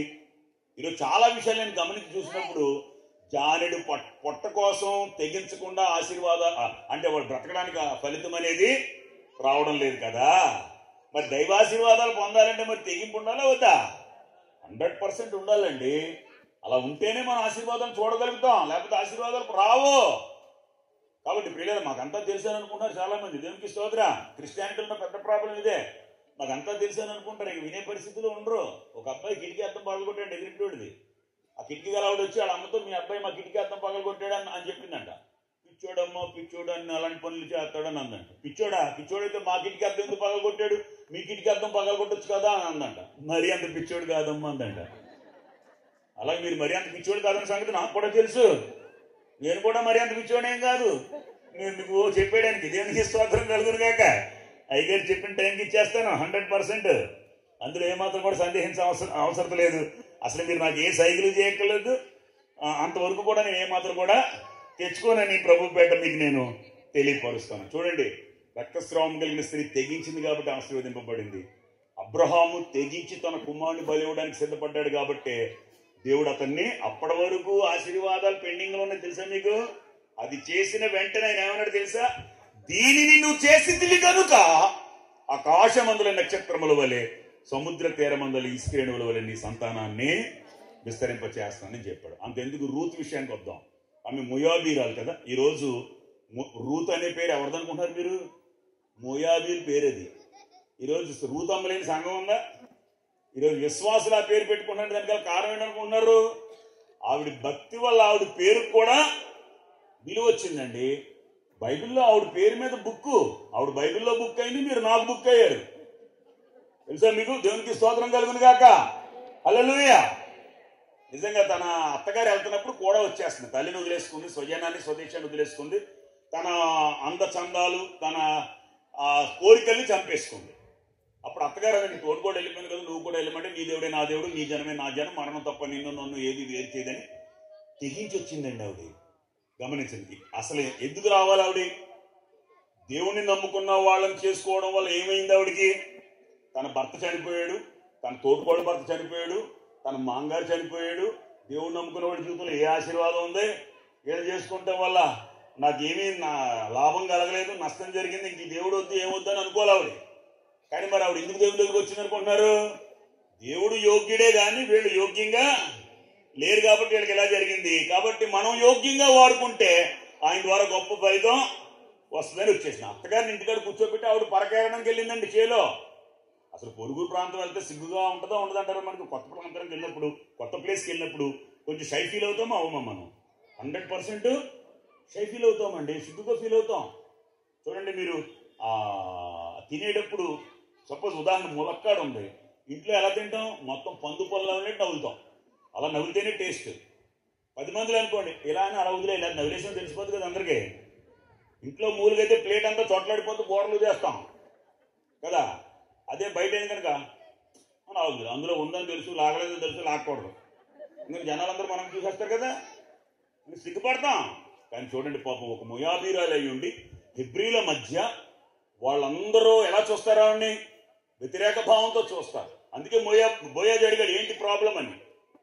మొయాబీరాలు మన చేలో దిగిందంటే అప్పుడు ఆయన చెప్పాడు ఆమె నీతిమంతురాలు, తన స్వజనాన్ని స్వదేశాన్ని వదులుకుంది, తన తల్లిని వదులుకుంది, తన కుటుంబాన్ని వదులుకుంది, మన దేవుణ్ణి మన సహవాసాన్ని కోరుకుంది. కాబట్టి ఆవిడ ఏరుకోవడం కాదు, మీరు గుప్పిళ్లతో వదలాలి అని చెప్పాడు. ఏ చేలో పరకేరిందో ఆ చేనుకు ఓనర్ అయిపోయింది ఆవిడ. దేవునికి స్తోత్రం కలుగును గాక. హల్లెలూయా. నేను ఆశ్చర్యపోతానండి. అబ్రహాం ఇస్సాకును గాను, ఇస్సాకు యాకోబును గాను, యాకోబు యోదాను అతని అన్నదమ్ములు గాను, యోదా పెరేసు జెరేహును గాను, పెరేసు యెస్రోమును గాను, యెస్రోము అరామును గాను, అరాము అమినాదామును గాను, అమినాదాము నైసోను గాను, నైసోను సల్మాన్ గాను, సల్మాన్ బోయేజును గాను, బోయేజు రూతునందు ఓబేదును గాను, ఓబేదు యెషేను గాను, యెషే దావీదును గాను, దావీదునందు క్రీస్తు. అంటే అక్కడితో ఆగలేదు, ఇంకా ఉంది. సొలొమోను, రెహబాము, అబియా, ఆసా, యెహోషాపాతు, యెహోరాము. అవన్నీ నాకు తెలుసు, మీరు దోచుకోలేరు కదా, అందుకే నేను ముగించేస్తున్నాను. మా సంఘంలో ఒకరికి మనం వాక్యపట్నం ఇచ్చాం, మత్తయి సువార్త క్రిస్మస్కి. వాడు ముందు మైకు ఊదాడు, అని ఊతాడు ఎందుకు? జస్ట్ ఆన్ చేసుకుని చూస్తే తెలిసిపోద్ది కదా. ఊదాడు, ఊదిన తర్వాత మా అత్తయ్య సువార్త అన్నాడు. మీ అత్తయ్య సువార్త ఏంటిరా? మా అత్తయ్య సువార్త అని చెప్పాను. పోనీ ఒక సంవత్సరం అలా జరిగిందంటే లాస్ట్ వీక్ మళ్ళీ మేము వాక్యపట్నం ఇచ్చాం. ఏంటనుకుంటున్నారు? యోసేపు దావీదు వంశంలోను యోదా గోత్రంలోను పుట్టినవాడనే మాట చదవడానికి యోసేపు దావీదు వంశంలోను యోదా బాత్రూంలో పుట్టినవాడు కనుక చదువుతున్నాడు. యోదా బాత్రూంలో పుట్టడం ఏంట్రా అని గమనించాను. నేను ఒక క్రిస్మస్ ప్రోగ్రాంకి వెళ్ళాను. అక్కడ పిల్లలందరికీ కంఠతావాక్యాలు ఇచ్చారు. ఒక అమ్మాయి మాత్రం సామెతల గ్రంథంలో వచ్చిన చెప్తుందనమాట. ఆ మాట చెప్పడానికి సావిత్రి గ్రంథం అంటుంది. పాస్టర్ గారు సామెతల గ్రంథం అయినా సావిత్రి గ్రంథం అంటుంది. అప్పుడు నేను ఫోన్లేండి వదిలేండి, ఇంకా లేకపోతే ఇంకా అలాగే అంటూ ఉంటుంది అని చెప్పాను. ఒకసారి ఒక అతను చర్చికి గుండు కొట్టించుకుని వచ్చాడట. పాస్టర్ గారు అడిగాడు, ఎరా గుండు కొట్టించుకుని వచ్చాడంటే మరి సామెతల గ్రంథం 11వ అధ్యాయంలో ఏముందో చూడండి. మొదటి వచనంలో సరైన గుండు ఆయనకి ఇష్టమని ఉంది కదా, అందుకని కొట్టించుకుని వచ్చానండి అన్నాడంట. కాబట్టి ప్రియులారా, వాక్యం చాలా జాగ్రత్తగా మనం అర్థం చేసుకోవాలి, లేకపోతే అది అనర్థాలకు దారి తీస్తుంది. దేవునికి స్తోత్రం. హల్లెలూయా. కాబట్టి చూడండి, ఆవిడ ఏ చేలు పరకేరిందో ఆ చేలుకు ఓనర్ అయింది. యేసుక్రీస్తు వంశావళికి కార్నర్ స్టోన్, మూలరాయి స్థితిని ఆమె సంపాదించుకోగలిగింది. చూసారు, వార్ప తెగించలేకపోయింది కాబట్టి ఆవిడ ఆశీర్వదింపబడలేకపోయింది. రూతు తెగించింది కాబట్టి ఆమె దేవుని యొక్క మహోన్నతమైనటువంటి చెయ్య ఆమె జీవితంలో కార్యాలు చేసింది. అంతేకాదు సాహస కార్యాలు దేవుని నుంచి ఆమె అనుభవించడానికి అది కారణం కాగలిగింది. ఇక రెండవదిగా మనం ఆలోచించి చూస్తే, తొందరగా చెప్పడానికి నేను ప్రయత్నం చేస్తున్నాను. అసలు నా మెసేజ్ విధానం వేరుగా ఉంటుంది, కానీ ఈ అట్మాస్ఫియర్ని బట్టి మార్చేసుకున్నాను అనమాట. అలా మార్చుకోకపోతే అది కష్టముద్దన్న సంగతి నాకు కూడా తెలుసు. ఒకసారి చుట్టాలు ఎండనబడి వచ్చారట. వెంటనే భర్త అన్నాడట, ఏదో ఎండనబడి వచ్చారు కదా, వాళ్ళకి ఏమన్నా టీ పెట్టు అని అన్నాడు. ఏమంటే ఎండనబడి వచ్చి టీ ఇస్తే బాగుంటుంది, నిమ్మకాయ నీళ్ళు ఇస్తే బాగుంటుంది అండి అన్నాడు. అయితే ఇవ్వు అన్నాడు. నిమ్మకాయలు ఎక్కడే ఒక్క నిమ్మకాయ కూడా లేదు. ఓసి పిచ్చిదానా, 100 నిమ్మకాయల శక్తి కలిగిన వింబార్ ఉంది కదా, అది కలిపిచ్చే అన్నాడంట. అలాగే మీకు కూడా ఏదో ఒకటి మరి ఎనర్జీ కోసం ఏదో ఒకటి ఇచ్చుంటే బాగుండేమో, మీరు కొంచెం యాక్టివేట్ అవుదురు. దేవునికి స్తోత్రం కలుగును గాక. హల్లెలూయా. లూకా సువార్తలో 19వ అధ్యాయంలో ఎరుకో అనే ప్రాంతానికి యేసుక్రీస్తు ప్రభువారు వచ్చారు. వచ్చినప్పుడు జనులందరూ ఆయన చుట్టూ గుమ్మిగూడిపోయారు. పెద్ద క్రౌడ్ ఉంది ఆయన చుట్టూ. అలాంటి సమయంలో జక్కయ్య యేసు ఎవరో అని చూడాలని ఆశ కలిగింది. మనకి మా టీవీ, ఎన్టీవీ, జీటీవీ, ఈటీవీ కదా, యూట్యూబ్, ట్విట్టర్, ఫేస్బుక్, వాట్సాప్, ఇన్స్టాగ్రాములు ఇలాంటివి చూడాలని ఆశ ఉంటుంది. ఆయనకి ఏం ఆశ ఉందో తెలుసా? యేసు ఎవరో చూడాలని ఆశ. ఏం తక్కువ ఆయనకి? సొంకొప్పు గుత్తదారుడు, అంటే డబ్బు ఉంది, పరపత ఉంది, అధికారం ఉంది, అర్హతలు ఉన్నాయి, ఫేమ్ ఉన్నవాడు. కానీ చూసారా, ఎన్ని ఉన్నా యేసు లేకపోతే జీవితంలో విలువ ఉండదు. కాబట్టి యేసు లేని జీవితం వ్యర్థం. నిజమైన సంతోషం, నిజమైన ఆశీర్వాదం, నిజమైన విలువలు ఎప్పుడు తెలుస్తాయంటే యేసు ప్రభులోకి వస్తేనే తెలుస్తాయి. అందుకే చెప్పాడు, యెహోవా ఉత్తముడని రుచి చూచి తెలుసుకోండి అని. అందువల్ల అతను యేసు ప్రభుని చూడాలనుకున్నాడు, చూడడానికి అవకాశం లేదు. అందువల్ల చెట్టు ఎక్కేస్తున్నాడు, మేడి చెట్టు ఎక్కేస్తున్నాడు. ఆయన నిజంగా ఒక డిగ్నిఫైడ్ పర్సన్ తన స్థితిని కాపాడుకుంటాడా, పాడు చేసుకుంటాడా? ఇప్పుడు నేను ఇక్కడ చెట్టు ఎక్కాను, ఎక్కితే మీరు అందరూ నవ్వుతారా, నవ్వరు, హేళన చేస్తారా, చేయరా? 100% కొన్ని డాన్స్ చేస్తానా? డాన్స్ చేస్తే హేళన చేస్తారా, చేయరా? ఎందుకంటే అది నా విలువల్ని నేను కోల్పోయినట్టే. కాబట్టి నేను డిగ్నిఫైడ్గా ఉండాలి తప్ప, నా డిగ్నిటీని నేను మెయింటైన్ చేస్తాను తప్ప, నన్ను నేను ఏమాత్రం కూడా అన్పాపులర్ చేసుకోను. నేను గమనించండి, యేసుక్రీస్తు ప్రభు కోసం అతను అవమానాలను లెక్క చేయలేదు. గుర్తుంచుకోండి. చెట్టెక్కేస్తున్నాడు అంటే ఎవరేమనుకున్నా అతనికి అనవసరం. మన భక్తి ఎలా ఉంటుందంటే వాళ్ళు ఎలా అనుకుంటున్నారు, వీళ్ళు ఎలా అనుకుంటున్నారు, ఎవరేమనుకుంటారో ఇదే గొడవ అండి. దేవునికి భయపడరు కానీ మనుషులకు భయపడతారు. పొద్దున్నే లేచి వాకలు తుడిసి కళ్ళపెట్టని కారణం ఏంటో తెలుసా? చుట్టుపక్కల వాళ్ళు ఊరుకోరు. పొద్దుకిన పాచాకలు తోడదు, తని పెట్టి నిద్ర వద్దంటారని ఇంట్లో ఎంత దరిద్రంగా బయట మాత్రం క్లీన్ అండ్ గ్రీన్ చేసేస్తుంది. అమ్మ నాన్న బతుకున్నంత కాలం పట్టి అన్నం పెట్టలేదు, చచ్చిపోయిన తర్వాత ఆకు ఖరీదు 200 రూపాయలు అంటే ఆకు మీద ఐటమ్స్. గమని నాకు అదే అనిపిస్తుంది, ఈ మనుషులకు భయపడేవాళ్ళు దేవునికి భయపడితే ఎంత బాగుంటుంది కదా. దేవునికి భయపడరండి. దేవునికి స్తోత్రం. చూడండి, ఇతను ఎంత అద్భుతమైన విషయం. మనుషులు ఏదో అనుకుంటారని ఇప్పుడు భక్తిలో మీరు అనుకోకండి సుమా. మనుషులు ఏదైనా అనుకుంటారని అనుకుంటే మీరు ఫలితాన్ని చూడలేరు. గుర్తుంచుకోండి. అందుకే దావీదు మందసాన్ని తీసుకొచ్చేటప్పుడు అతను ఒక సామాన్యుడిలాగా నాట్యం ఆడుతూ దేవుణ్ణి కనపరిచాడు. వెంటనే మేకాలు ఏమో తెలుసా? నీచుడొకడు నాట్యం ఆడినట్లు నాట్యం ఆడావు, మన పనిగత్తుల దృష్టికి అది నీచమైందని చెప్పింది. ఆవిడికి ఆ పదవి ఎక్కడి నుంచి వచ్చింది? అసలు రాణి పదవి దేవుడిస్తే. ఆడ బాబుకి ఎక్కడి నుంచి వచ్చింది, ఆడ ఆయనకి ఎక్కడి నుంచి వచ్చింది, ఆవిడకి ఎక్కడి నుంచి వచ్చింది? దేవుని దగ్గర రోజు పెద్ద షై ఫీల్ అయిపోతారండి. ప్రార్థన చేయాలంటే సిగ్గుపడిపోతారు, సాక్ష్యం చెప్పాలంటే సిగ్గుపడిపోతారు, పరిచయం చేయాలంటే సిగ్గుపడిపోతారు. దేవుని దగ్గర ఈరోజు మనం తెగించగా అలా ఉండిపోయాం. మనం ఇన్ని సంవత్సరాల మన భక్తి జీవితంలో ఈ రోజుకి నువ్వు సరిగ్గా ప్రార్థన చేయలేని స్థితిలో ఉన్నావంటే అది ఎంత అవమానకరం. వాక్యం చదవలేని స్థితిలో ఉన్నావంటే ఎంత అవమానకరం. గమనించండి. సాక్ష్యం చెప్పలేని స్థితిలో ఉన్నట్టు ఎంత అవమానకరం. పరిచయం చేయలేని స్థితిలో ఉన్నామంటే ఎంత అవమానకరం. అది మాత్రం ఎప్పుడు కూడా గుర్తుంచుకోండి. మనం చేయడానికి మనం ప్రయత్నిస్తే దేవుడు తప్పనిసరిగా సహాయం చేస్తాడు. పేతురు అడిగాడు కదా, నేను నీళ్ళ మీద నడుస్తానని అతను ప్రయత్నించినప్పుడు నడవమన్నాడు. నడిచాడా లేదా? ఆ తర్వాత అతను అవిశ్వాసం వల్ల ములిగాడు తప్ప, లేకపోతే అతను చేస్తానని అడిగి ప్రయత్నించినప్పుడు దేవుడు చేసేలాగా చేశాడు. కాబట్టి ఈరోజు మీ జీవితంలో నా జీవితంలో ఎందుకు మనం సక్సెస్ అవ్వలేకపోతామో తెలుసా? సాహసం చేయలేకపోతాం. మనం తెగించాలి. ఇప్పుడు ఉపవాసమే ఉంది ఉదాహరణకి. నిజంగా ఉపవాసం చేస్తే గొప్ప కార్యాలు ఈ జీవితంలో నువ్వు పొందగలవు. కానీ ఎన్నిసార్లు ఉపవాస కూడికలు జరిగినా భయపడి మానేసిన వాళ్ళు ఎక్కువ మంది ఉంటారు. తెలుసా మీకు? ఆగలేరు వాళ్ళు కదా, ఆ తిండికి ఆగలేరు. అందువల్ల ఏమందనుకుంటే కార్యాలు చూడలేరు. ఉపవాసం ఉండు, అద్భుతాన్ని దేవుడు నీ జీవితంలో చేస్తాడండి. అది అర్థం కావాలి. సరే, జక్కయ్య చెట్టు ఎక్కేసాడు. అప్పుడు జనాలందరూ ఏమంటారు? అరే పొట్టుడు చెట్టు ఎక్కేసాడరా. రకరకాల కామెంట్స్ చేస్తారా చేయరా? చేస్తారండి. మన తిండి మనం తింటున్నా, మన వస్త్రాలు మనం కట్టుకుంటున్నా, మన బ్రతుకు మనం బ్రతుకుతున్నా జనాలు కంపల్సరీ హేళన చేస్తారు. ఒకడు అన్నాడు నన్ను, ఏమన్నా పొట్టాల పెంచేస్తున్నారు ఏంటండి? నేను పెంచుతున్నానా? ఎవడన్నా అలా పెంచుకుంటాడా పొట్ట? కాబట్టి నేను పెంచడం ఏంటా? అది అలా వచ్చేస్తే దానికి నన్ను ఏం చేయమంటా?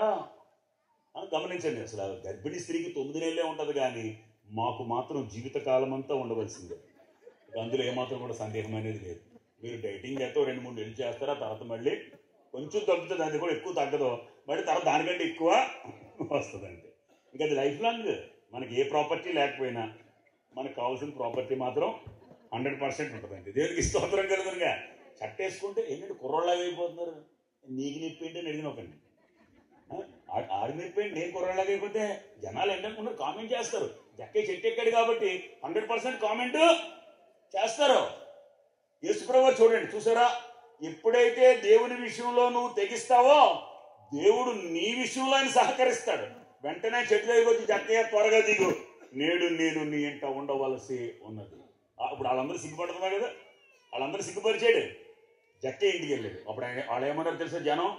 ఈయన పాపి అయిన వాని ఇంట బస చేసి ఉన్నాడు అంటే దాని అర్థం ఏంటనుకుంటున్నారు?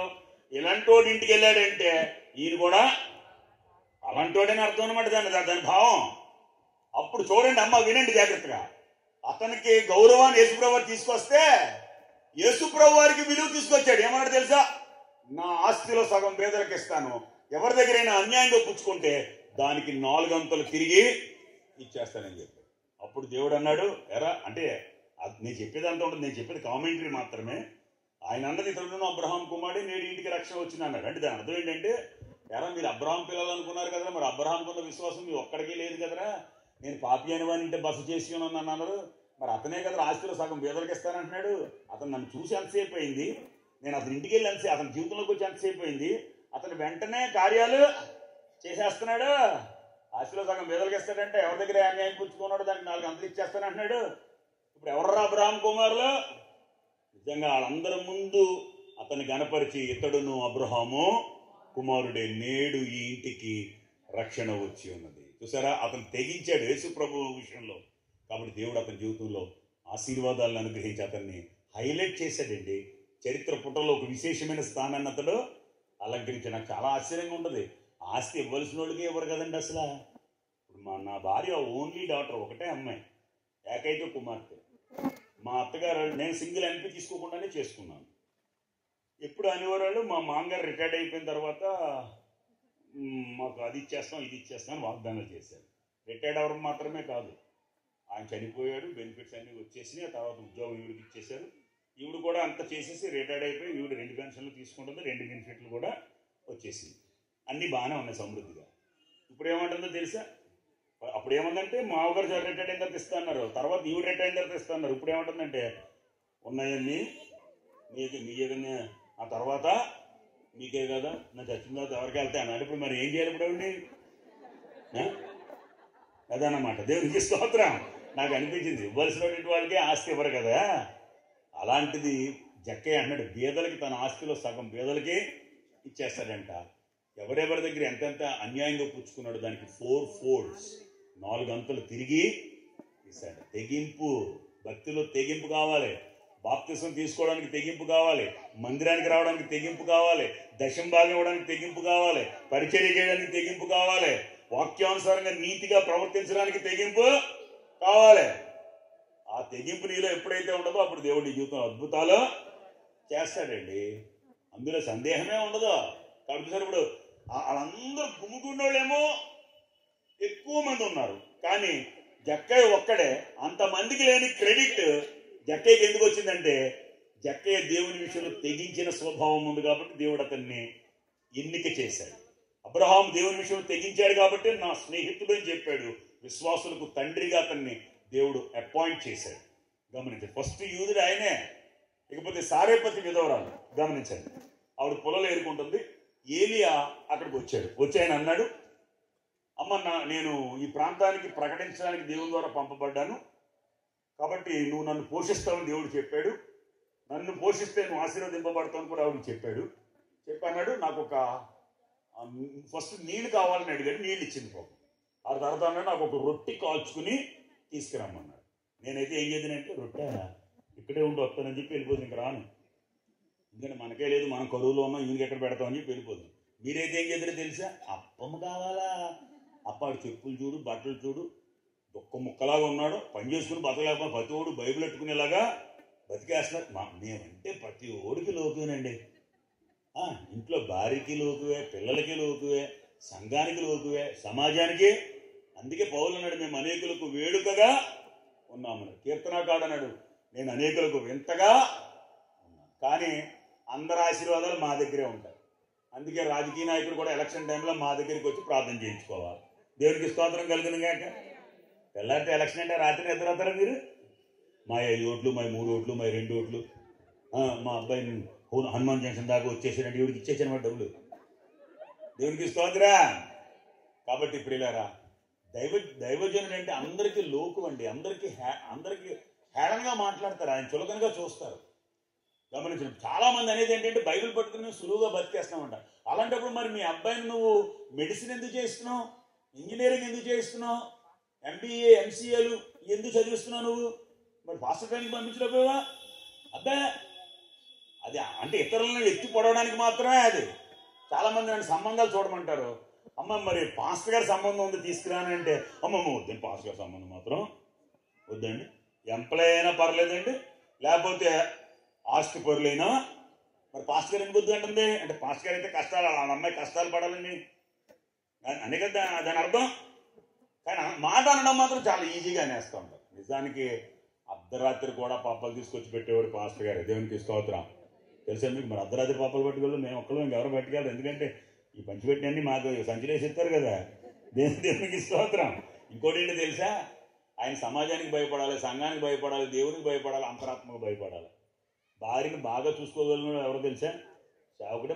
పిల్లల్ని భార్యని బాగా చూసుకోగలిగిన ఎవరంటే సేవకుడే బాగా వస్తాడు, అందులో ఏమాత్రం సందేహం లేదు. కానీ పాస్టర్ గారి సంబంధం వద్దంటారు ఈ జనాలు. ఎందుకనుకున్నారు అంటే లోక సంబంధంగా ఉన్నతమైన పరిస్థితులు ఉండవని. మరి అలాంటప్పుడు ఎందుకు అలా తేలిగ్గా మాట్లాడేస్తారు? నీ ఆశీర్వాదం, పెళ్లి చేయాలంటే ఆయన కావాలి, సమాధి చేయాలంటే ఆయన కావాలి, పుట్టినరోజు చేయాలంటే ఆయన కావాలి, నువ్వు పరీక్ష వెళ్తే ఆయన కావాలి, ఏమంటే నువ్వు ఏం చేసినా ఆయన కావాలి. కానీ మాట్లాడేటప్పుడు మాత్రం ఉడుపులోను, కోతల్లోను, కట్టేతల్లోను, కలుపు చేతుల్లోను చిచ్చాటంతా మా మీదే ఉంటుంది. దేవునికి స్తోత్రం కలుగును గాక. అది తప్ప కాదా? అందుకే బైబిల్ చెప్పింది, ఆయన అభిషేకించిన వానిని ముట్టకూడదు. మనం చేసే తప్పుల ద్వారా వచ్చే దేవుని ఉగ్రత ఒక ఎత్తు అయితే, సేవకుని మీద మనం విరోధంగా ప్రవర్తించి వచ్చే ఉగ్రత మరీ భయంకరమైంది.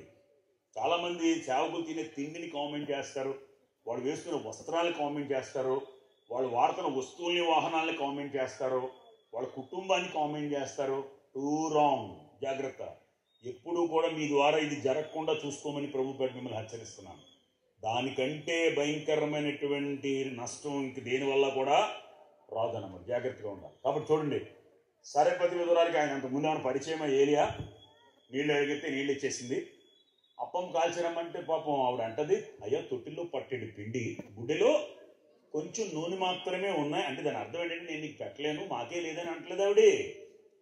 నువ్వు ఇలాంటి టైంలో మమ్మల్ని ఆతిథ్యం అడుగుతున్నావు, కానీ నా దగ్గర చూస్తే తొట్టిలో పట్టెడు పిండే ఉంది, గుడ్డిలో కొంచెం నూనె ఉంది, నా దగ్గర ఉన్న రీసోర్సెస్ ఇదే అని చెప్పింది. అప్పుడు ఆయన అన్నాడు, అదంతా అవసరం లేదు, అందులో తొలి ముద్ద కాల్చుకుని తీసుకురమ్మన్నాడు. ప్రథమ ఫలం. ఈరోజు ప్రథమ ఫలాలు ఇచ్చేవాళ్ళు ఉన్నారా? దశమ భాగం ఇచ్చేవాళ్ళు ఉన్నారా? వాళ్ళు 4 5 ఉంటారంటే మిగతా వాళ్ళు ఎవరు? మేము ఎన్ని విషయాల గురించి చెప్పినా దాని గురించి ఎవరు మాట్లాడరు. కానండి ఈ కానుకల గురించి, దశమ భాగం గురించి మాట్లాడితే మాత్రం చూసారండి, కానుకల గురించి, దశమ భాగం గురించి చెప్తున్నారు. పాపం గురించి చెప్పలేదా మేము? ప్రార్థన గురించి చెప్పలేదా మేము? మీకు పిల్లల్ని ఎలా పెంచాలో చెప్పలేదా? భార్యాభర్తలు ఎలా జీవించాలో చెప్పలేదా? అండ్ నిత్యత్వాన్ని గురించి చెప్పలేదు. దేని గురించి కామెంట్ చేయండి, మీరు చూసుకోండి. కావాలంటే కానుక గురించి కానీ, దశమ భాగం గురించి అన్నావా, అబ్బా సోషల్ మీడియా అంతా అదే ఇప్పుడు ప్రస్తుతం. గమనించండి. Two wrong. చూసారా, దేవుడు నువ్వు పొందే ఆశీర్వాదాలని పొందనివ్వకుండా నిన్ను డిస్టర్బ్ చేస్తుంది. అప్పుడు నువ్వు ఈ సోషల్ మీడియాలో ఎవరు అంటాడు, అక్కర్లేదు, చేయక్కర్లేదు, అది రాంగ్, నువ్వు ఆయన పోషెత్తనం అని చెప్తున్నాడు, నువ్వు ఆపేస్తున్నావు, ఆశీర్వాదం కూడా ఆగిపోయింది. అంతే. మనిషి చెప్పిన మాట వింటావా, దేవుని చెప్పిన మాట వింటావా? అవ్వమ్మంతే. దేవుని మాట కంటే దెయ్యం మాట బాగైంది. ఆవిడ సర్పం మాటగా ఆవిడ ఆకర్షించబడిందా, దేవుని మాటగా ఆకర్షించబడిందా? సర్పం మాటగా ఆకర్షించబడింది. చూసారా, దెయ్యపు మాటలు ఎలా ఉంటాయంటే ఆకర్షణీయంగా ఉంటాయి. జాగ్రత్త. అందుకే పౌలు చెప్పాడు, మేము జ్ఞానయుక్తమైన తీయని మాటలు వినియోగించక పరిశుద్ధాత్మ మాకు బయలుపరిచిన సంగతులనే మీకు బోధించుచున్నాము. ఈరోజు సోషల్ మీడియాలో బోధలు విన్నారంటే మీరు పాడైపోతారు. గమనించండి, 25 సంవత్సరాల క్రితమే దైవజన్ ఇక్కడికి పంపించి, ఆయన కదా మిమ్మల్ని దేవుళ్ళకి నడిపించింది, ఆయన కదా మీకు భక్తి నేర్పింది, ఆయన కదా మీకు దేవుడిని పరిచయం చేసింది, ఆయన కదా మీకోసం కన్నీరు కార్చి ప్రార్థించింది. నీకు సోషల్ మీడియాలో ఎక్కువైపోయాడా? ఆడేం చెప్తాడు? పరిశుద్ధాత్మ లేదంటాడు, స్వస్థత లేదంటాడు, భాషలు లేవంటాడు, ఏమంటే ప్రార్థన చేసుకోకపోయినా పర్లేదంటాడు, నువ్వేమి ఇవ్వక్కర్లేదు అంటాడు, అచ్చోసిన ఆంబోతులాగా తిరగొచ్చని చెప్తాడు. జాగ్రత్త. సోషల్ మీడియా బోధన మీద ఆధారపడకండి. నువ్వు వెళ్తున్న సంఘం, దానికి సంబంధించిన సేవకుడు ఉన్నాడు, ఆ సంఘ క్రమాన్ని, ఆ సేవకుడు చెప్పిన విషయాల మీద జాగ్రత్తగా నడువు. అంతే. ఇప్పుడు చదువుకుంటున్నావా? సోషల్ మీడియాలో చూసి చదువుతున్నావా? టీచర్ చెప్పిన చదువుతున్నావా? ఏమంటే ట్రీట్మెంట్ డాక్టర్ చెప్పినట్టు చేసుకున్నావా? సోషల్ మీడియాలో చేసుకున్నావు ట్రీట్మెంట్? భక్తి దగ్గరికి వచ్చేటప్పటికి మాత్రం సోషల్ మీడియా భక్తి చేస్తున్నారు. సోషల్ మీడియా భక్తి. జాగ్రత్త. అందులో ఉన్న చెత్తాలంతా కూడా సవాళ్ళు చేసిన కూడా ప్రతి ఒడు దౌర్భాగ్యం తెలుసా మీకు? సవాళ్ళు చేయకూడదు. ఎందుకు చేయకూడదు చెప్పనా? యేసు ప్రభు దగ్గరికి వచ్చి సాతాను సవాల్ చేసింది, ఈ రాళ్ళను రొట్టెలగినట్లు చేయమంది. చేశాడా? చేయలేదా? మరి ఎందుకు చేయలేదు? అది కరెక్ట్ వే అంటే అప్పుడు దాని మాట కానీ లోబడినట్టే. గమనించండి. కుక్క మేము మురిగింది అనుకోండి, దాంతో గొడవ పడతావా? దెబ్బలు అర్థం దాంతోనే కుక్క కథ వదిలేస్తాను. అందుకే చెప్పాడు, వినువారిని చెరుపుటికే కానీ మరి దేనికి పనికిరాని వ్యర్థమైన వివాదాలు పెట్టుకోవద్దు. ఆయన దేవాలయ శిఖరం నుంచి దూకమంది, దూతలు చేతులు తెచ్చి పట్టుకుంటారు. అంతే. దూకాడా? దూకలేదు. నాకు సాగిలి పడి నమస్కారం అంటే అప్పుడు టెంప్ట్ అవుతాడేమో అనుకుంది. అప్పుడు కూడా ఆయన చెప్పింది ఏంటి తెలిస్తే, నీ ప్రభు అయిన దేవుని శోధింపవలదని చెప్పాడు. అంతే. కాబట్టి ఈరోజు తొడగొట్టే బోధలు కరెక్ట్ కాదండి. ఒకసారి ఒక అబ్బాయికి యాక్సిడెంట్ అయిందంట. వాడి ఫ్రెండ్ హాస్పిటల్లో చూడడానికి వెళ్ళి, ఎరా యాక్సిడెంట్ ఎలాగైందిరా అని అడిగాడంట. ఏం లేదురా, నేను బైక్ మీద వెళ్తున్నాను, ఎదురుగా లారీ వస్తుంది, బ్రేక్ కొడతామని తొడగొట్టాను అన్నాడంట. మరి బ్రేక్ కొడతామని తొడగొడితే ఏమవుద్ది అంటే ఇంకా బతికింగా కనీసం స్ట్రెచ్చర్ మీద ఉన్నాడు, లేకపోతే ఇంకా పైకే పోవాల్సిన పరిస్థితి అన్నమాట. కాబట్టి జాగ్రత్త, తొడగొట్టే బోధలు కరెక్ట్ కాదు. ఆత్మ ద్వారా నడిపిస్తున్నారు చూసారా, అది కరెక్ట్. అది ఆత్మ నింపుదలతో కూడిందై ఉండాలా. దైవాత్మతో నువ్వు నడిస్తేనే భక్తి నీకు సరైన ఫలితం. జ్ఞానంతో భక్తి చేయకండి. అక్షరం చంపుతుంది, ఆత్మ జీవింపజేస్తుంది. ఈరోజు రిఫరెన్స్ టు రిఫరెన్స్ చెప్పి పోటీ పడి ఉండదు, అది రాంగ్ వే. అది అక్షరం కొన్ని విషయాలు మాత్రమే చెప్తుంది, ఆత్మ జీవింప చేస్తుంది. ఇప్పుడు అక్షరం 6 రాతి బాణంలో నీళ్ళని ద్రాక్షరసంగా చేస్తని చెప్పిందా? లేకపోతే లాజరు 4వ రోజున బతుకుతాడని చెప్పిందా? చెప్పదు. అక్షరం కేవలం అక్షరం చంపుతుంది. అందుకే అక్షరం వల్లే మనకు మరణం వచ్చింది. తెలుసా మీకు? ఆత్మ మనల్ని జీవింప చేస్తుంది. అందుకే ఆత్మ సంబంధమైన విషయాన్ని నమ్మండి. నమ్మకం చాలా ప్రాముఖ్యమైందండి. నమ్మకానికి అమ్మ లాంటిది ఆరోగ్యం మిల్క్ అంటున్నాడు. పిచ్చిచి, నమ్మకానికి అమ్మ లాంటిది దేవుని వాక్యం. దేవునికి స్తోత్రం, హల్లెలూయా. కాబట్టి ప్రియులారా, గమనించవలసిన విషయాన్ని మీ ముందుకు నేను తీసుకొస్తున్నాను. ఆవిడ ఇంటికి వెళ్ళిపోయింది, కొడుకున్నాడు ఇంటికాడ. కొడుకు చెప్పింది అనమాట, అరే తిన్నా ఈ పూటకే, తినకపోయినా ఈ పూటకే రా. దేవుడు మనకు అవకాశాన్ని ఇచ్చాడు. నిజంగా అండి, ఇప్పుడు ఈ మందిరం కట్టడానికి దేవుడు మీకు అవకాశాన్ని ఇచ్చాడు. ఈ 25th యానివర్సరీ చేయడానికి మీకు అవకాశాన్ని ఇచ్చాడు. దైవజనుడికి పరిచయం చేసుకునే అవకాశాన్ని మీకు ఇచ్చాడు. సువార్త ప్రకటించడానికి ఆయనతో పాటు కలిసి పనిచేసే అవకాశాన్ని మీకు ఇచ్చాడు. ఇందాక మన కానుకలు పట్టేటప్పుడు దేవుడు కానుక చెల్లించే అవకాశాన్ని మనకి ఇచ్చాడు. దాన్ని నువ్వు యూటిలైజ్ చేసుకోవాలా, అది తెగించి చేయాలా. తెగించి నువ్వు ఎప్పుడైతే చేస్తావు దీవించబడదు.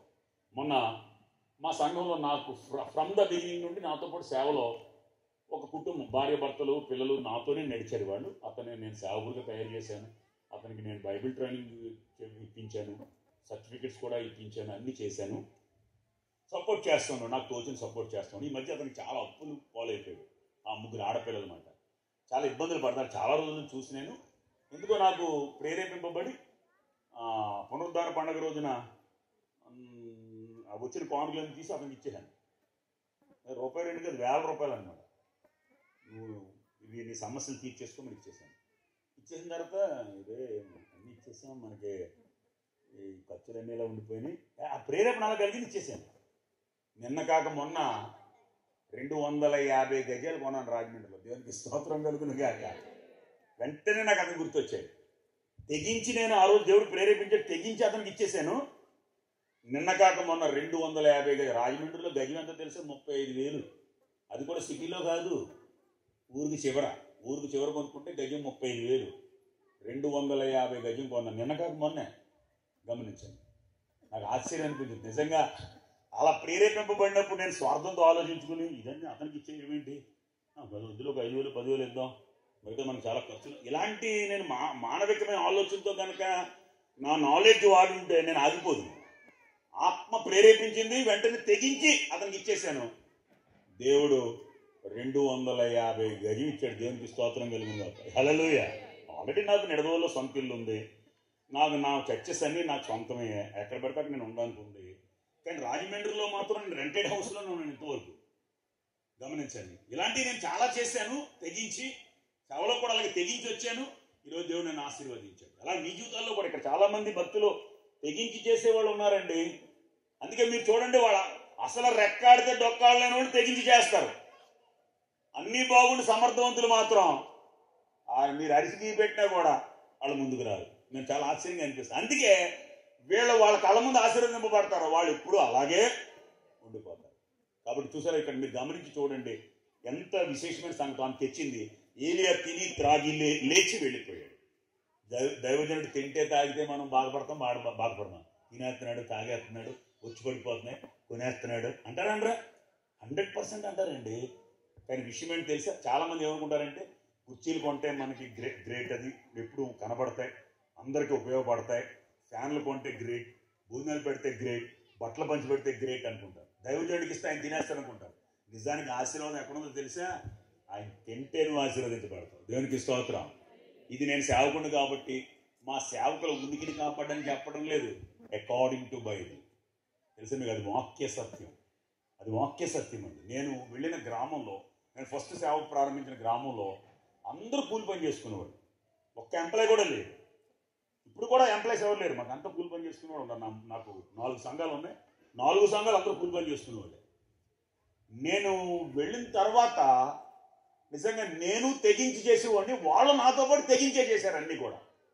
ఈరోజు వాళ్ళందరూ విశేషమైన స్థితికి వచ్చేసారు, నేను కూడా వాళ్ళతో పాటు విశేషమైన స్థితికి వచ్చాను. వాళ్ళు అంటారు, నిజంగా దేవుడు ఎంత ఆశీర్వదించాడండి, 25-30 సంవత్సరాల క్రితం మీరు మేము ఎలా ఉన్నాం, ఈరోజు ఎలా ఉన్నాం అంటే ఈ రోజుకి అదే తెగింపు నాలోనూ అలాగే ఉంది, వాళ్ళలోనూ అలాగే ఉంది.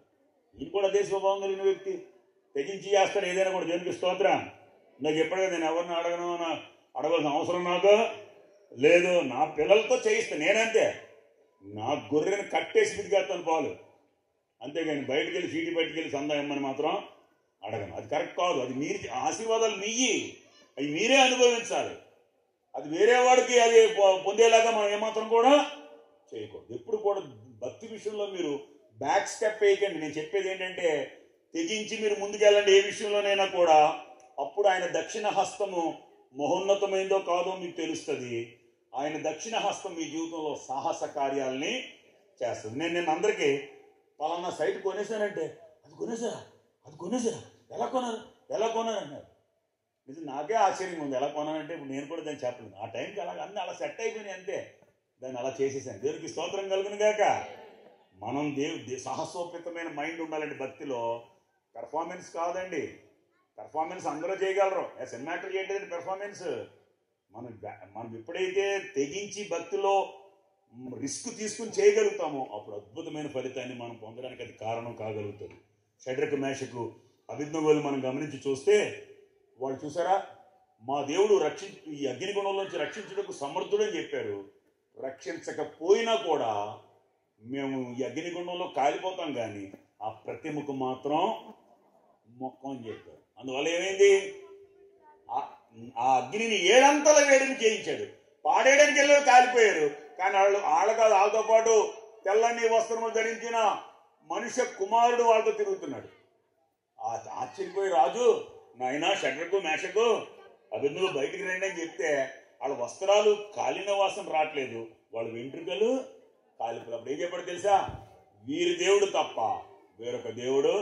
చూసారా, వాళ్ళ దేవునికి ఘనత తెచ్చారు, ఇతరులు రక్షింపబడేలాగా చేశారు. వాళ్ళ బ్రతుకుల్లో ఆ దేశం మీద ముఖ్యులుగా రాజు వాళ్ళని అపాయింట్ చేసే స్థితిని వాళ్ళు సంపాదించుకున్నారు. ఆ శారపతి విధుల గురించి చెప్తూ ఆపేశాను. ఆయన పెట్టింది ఆయన తిని త్రాగి లేచి వెళ్ళిపోయాడు. కరువు ఉన్నంత కాలం తొట్టిలో పిండి తక్కువ కాలేదు, గుడ్డిలో నూనె అయిపోలేదు. ఎందుకు అనుకుంటున్నారు? దానికి గల కారణం ఏంటంటే కనుక ఆమె తెగించి ఆ నిర్ణయం తీసుకుంది కాబట్టి ఆమె ఆశీర్వదింపబడింది. కానీ మాటలు తీపి మా ఇంటికాడ, మాపిడి భోజనం మీ ఇంటికాడ అని నేను చాలాసార్లు కొంతమంది ఫ్రెండ్స్తో రెస్టారెంట్కి అది వెళ్తాను. తినేసిన తర్వాత నేను బిల్లు ఇస్తానికి వెళ్తాంటే వెళ్ళు జోబులు చేపెట్టి, బ్రదర్ నేను ఇస్తాను బ్రదర్, ఇది మట్లేని గొయ్యా రాధా చెయ్యా, నేను ఇచ్చేసిన తర్వాత అయ్యో బ్రదర్ ఇచ్చేసారేంటి అంటాడు. అప్పుడు అంత ప్రేమనోడు ఆ డబ్బులు నా జోబులో పెట్టచ్చు కదా. మాటలు తీపి మా ఇంటికాడ, మాపిడి భోజనం మీ ఇంటికాడ అని. కాబట్టి ఇప్పుడు దేవుని విషయంలో నువ్వు తెగించే స్థితిలో లేవు కాబట్టే దేవుడు నీ జీవితంలో కార్యాలు చేయడం లేదు. త్యాగపూరితమైన నైజంతో తెగింపుతో నువ్వు ముందుకు రా దేవుల్లోనికి, అద్భుతాలు దేవుడు నీ జీవితంలో చేస్తాడు. ఇక అందులో ఏమాత్రం కూడా సందేహం అనేది లేదండి. ఆ తెగింపు మనకి రావాలి, కావాలి. అది వచ్చినప్పుడే మనం ఫలితాన్ని పొందగలుగుతాం. అలా కాకుండా కేవలం పెర్ఫార్మెన్స్తో మనం భక్తి చేసినంత మాత్రాన అది తాత్కాలికమైన ఉపశమనమే కానీ శాశ్వతమైన పరిష్కారం. ఏదైనా వేడిది చల్లది తాగినప్పుడు పళ్ళు జువ్వమంటాయి, అప్పుడు సెన్సోడ్ అయ్యింది వాడ, ఇది పనిచేస్తుంది, అదే మాట ఇది పనిచేస్తున్నట్టు దాని అర్థం ఎలా ఉంది, పనిచేయదేమన్నట్టుగా ఉందన్నమాట. అది తాత్కాలికమైన ఉపశమనమే కానీ శాశ్వతమైన పరిష్కారం కాదని చెప్పాడు ఆల్రెడీ ముందే, గమనించండి. కాబట్టి ఈరోజు మన భక్తి కూడా తాత్కాలికమైన ఉపశమనమే తప్ప శాశ్వతమైన పరిష్కారం కావాలనుకుంటే భక్తిలో తెగింపు కావాలి. గొలియాతు 6 మూరల జానెడెత్తు మనిషి, వాని ఈటె నేతగాని ధోని అంతా పెద్దదే. సైన్యంలో ఏలియాబు, షమ్మా, అభినదాబు, ఆషాహేలు, యోవాబు, అబ్నేరు, అమాషా, సౌలు, యోనాతాను వీరులు, ధీరులు, సూర్యులు ఉన్నారు. ఒక్కడు కూడా ముందుకు రావట్లేదు. ఎందుకో తెలుసా? ఆ వచ్చినోడు మామూలుడు కాదు కాబట్టి. వాడు శూరుడు, యుద్ధ ప్రవీణుడు. వాడి ఈటె నేతగాని ధోని అంతా పెద్దదాడు. 6 మూరల జానెడెత్తు మనిషి అన్నమాట. అందువల్ల అందరూ భయపడిపోయారు. అప్పుడు దావీదు అన్నాడు, దేవుని ప్రజలను దూషించుటకు ఆ సున్నతి లేని ఫిలిస్తీయుడంతా అన్నాడు. ఈ మాట రాజుగారి దగ్గరికి వెళ్ళిపోయింది. ఎవరినన్నా అమ్మ ఈ మాటని కడుపులో ఉంచుకోనండి, ఆవిడ కడుపులో నుండి జీవజల నదులు పారుతాయి. Door to door, desk to desk courier service అంటే మొత్తం అందరికి అందించారు. ఇంక అందులో ఏమాత్రం సందేహం అనేది ఉండదు. చూడండి, ఈ మాట రాజుగారికి అందించేశారు. అప్పుడు రాజుగారు దావీదుని పిలిపించారే, నువ్వు బాలుడు రా అన్నాడు. నేను కూడా చిన్నప్పుడు నువ్వు చిన్నోడు అంటే నేను చిన్నోడు కాదు పెద్దోడని. ఇప్పుడు వయసు అడుగుతుంటే వెనకే కానీ ముందు చంపుద్ది అవుతుంది. ఆడోళ్ళు మరీనండి, 12 ఏళ్ళకి పెళ్ళి అయిపోయిందంట, 15 ఏళ్ళకి ముగ్గురు బిడ్డలు పుట్టేశారంట, 16 వస్తా ఉందంట. ఎప్పుడు వస్తుందో మరి తెలియదు. यात्रिगण कृपया ध्यान दे, गाड़ी नंबर 7 पुणे 7 काकीनाडा से चेन्नई जाने वाले का सरकार एक्सप्रेस 1 नंबर प्लेटफार्म से आ रहा है అని. అది ఎప్పుడు వస్తుందో మరి గమనించండి. కాబట్టి ప్రియులారా, అరే నువ్వు బాలుడు అంటే నేను బాలుడు కాదు అని చెప్పాడు. అంటే దాని అర్థం అంటే బాలుడు కాదని ఉండదు. కానీ అక్కడ 17 మొదటి సమయాలు అంటే నన్ను బాలుడని మీరు అనుకుంటున్నారేమో. నా గొర్రెను నా మేకను ఎలుగుబంటి నోట నుండి సింహపు నోట నుండి నేను రక్షించడానికి వెళ్ళినప్పుడు నన్ను కాపాడిన దేవుడు. నేను వీరుణ్ణి ధీరుణ్ణి, నేను పొడి చేస్తాను ఈ చేస్తానని చెప్పలేదు. మన పక్షాన మన దేవుడు యుద్ధం చేస్తాడని చెప్తాడు ఆ అధ్యాయంలో, మొదటి సమయంలో 17 అధ్యాయంలో. మన పక్షాన మన దేవుడు యుద్ధం చేస్తాడు. అప్పుడు వెంటనే రాజుగారు ఇన్స్పైర్ అయిపోయి ఇతనికి యుద్ధోపకరణాలు ధరింప చేయమని, అంటే ఆర్మర్, శిరస్త్రాణం, ఖడ్గం, డాలు, మైమరుపు, దట్టి, జోడు ఇవన్నీ అన్నమాట. అవన్నీ వేస్తుంటే ఇవన్నీ వద్దన్నాడు. నన్ను కూడా ఇంటి దగ్గర బయలుదేరినప్పుడు అంటారు నా వైఫ్ పిల్లలు నా శ్రేయోభిలాషులు అంటారు, పాస్ గారు అలా వెళ్ళిపోతారేంటి, టక్ చేయండి, టై కట్టుకోండి, బూట్ వేసుకుని వెళ్ళండి, డిగ్నిఫైడ్గా వెళ్ళండి, అలా వెళ్ళిపోతారేంటి అంటారు. అలా గనక వేసుకొస్తే నా పరిస్థితి ఎలా ఉంటుందో తెలుసా?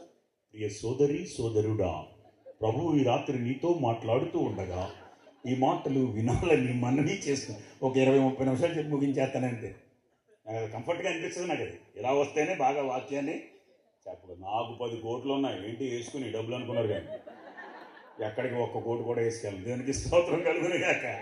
కాబట్టి దావీదు కూడా ఇవన్నీ వద్దన్నాడు. ఏట్లోకి వెళ్ళాడు, 5 నున్నరాలు తీసుకున్నాడు. మీకు ఆకలిస్తుంది కదా, దేవునికి స్తోత్రం. అయిపోయింది. ఫాస్ట్గా చెప్పిన టైం కంటే ముందు ఇచ్చేస్తున్నాను. ఇంకోసారి వచ్చి మీకు ఎప్పుడు మామూలు మీటింగ్ పోయినాడు వచ్చి చెప్తాను నేను, ఆదివారం తప్ప. ఓకే, కాబట్టి ప్రియులారా ఇంకోసారి చెప్తాను, మిమ్మల్ని ఇబ్బంది పెట్టడం నాకు అసలు ఇష్టం లేదు. యేసుప్రభువు అన్నారు, ప్రజలు ఆకలితో ఉన్నారు, వాళ్ళకి ఏమైనా పెట్టి పంపించమని చెప్పారు. ఆయన చేపలో పెట్టాడు, ఈయన చేపలో పెడుతున్నాడు. అంటే మాకు పెట్టారు, మరి మీకేం పెడతారు తెలియదు. దేవునికి స్తోత్రం కలుగును గాక. హల్లెలూయా. ఎప్పుడు కూడా దేవుడి పిల్లలకి నాన్ వెజ్ కంపల్సరీ అండి బాబు. తెలుసా? ఏలియాకి దేవుడు రొట్టె మాంసం పెట్టాడు, యేసుప్రభువు వారు జనాలకి రొట్టెలు చేపలో పెట్టాడు. నాన్ వెజ్ లేకుండా అసలు మనకు కుదరదు. మనం పులులు సింహాలం, మనం దేవునికి స్తోత్రం. హల్లెలూయా. ఓకే. కాబట్టి దావీదునప్పుడు యుద్ధానికి పంపించాడు రాజు. ఏట్లోకి వెళ్ళాడు, 5 నున్నరాలు తీసుకున్నాడు. బాగా వినండి అమ్మా, నిజంగా ఇద్దరు పోరాడితే దావీదు గెలుస్తాడా? నిజం చెప్తున్నాం, నేలకేసి కొట్టేస్తాడు, మట్టకెడసలు కొట్టినట్టు. అవునంటారా కాదంటారా? అందుకే అతను ఏం చేశాడు తెలుసా? ఒడిసెలు తీసుకున్నాడు, రాయి తీసుకున్నాడు. అతను కూడా ఓవర్ కాన్ఫిడెన్స్ లేదండి. ఒక రాయితో కొట్టేస్తాననే కాన్ఫిడెన్స్ లేదు. మనోళ్ళు ఎగ్జామ్స్ రాసినప్పుడు 90, 99, 500 పైన వస్తాయని చెప్పారు. ఇప్పుడు ఏమో రిజల్ట్ చెప్తే ఎంత 300, 310 అని చెప్తున్నారు. మరి అప్పుడేంటి 500 చిల్లర చెప్పావు కదా అంటే ఏం మరి అయ్యే ప్రగల్పాలంటే గమనించి. అందుకే ఒక్క రాయి కాదు 5 రాళ్ళు తీసుకున్నాడు, కానీ కొట్టడం మాత్రం ఒక్క రాయితోనే కొట్టాడు.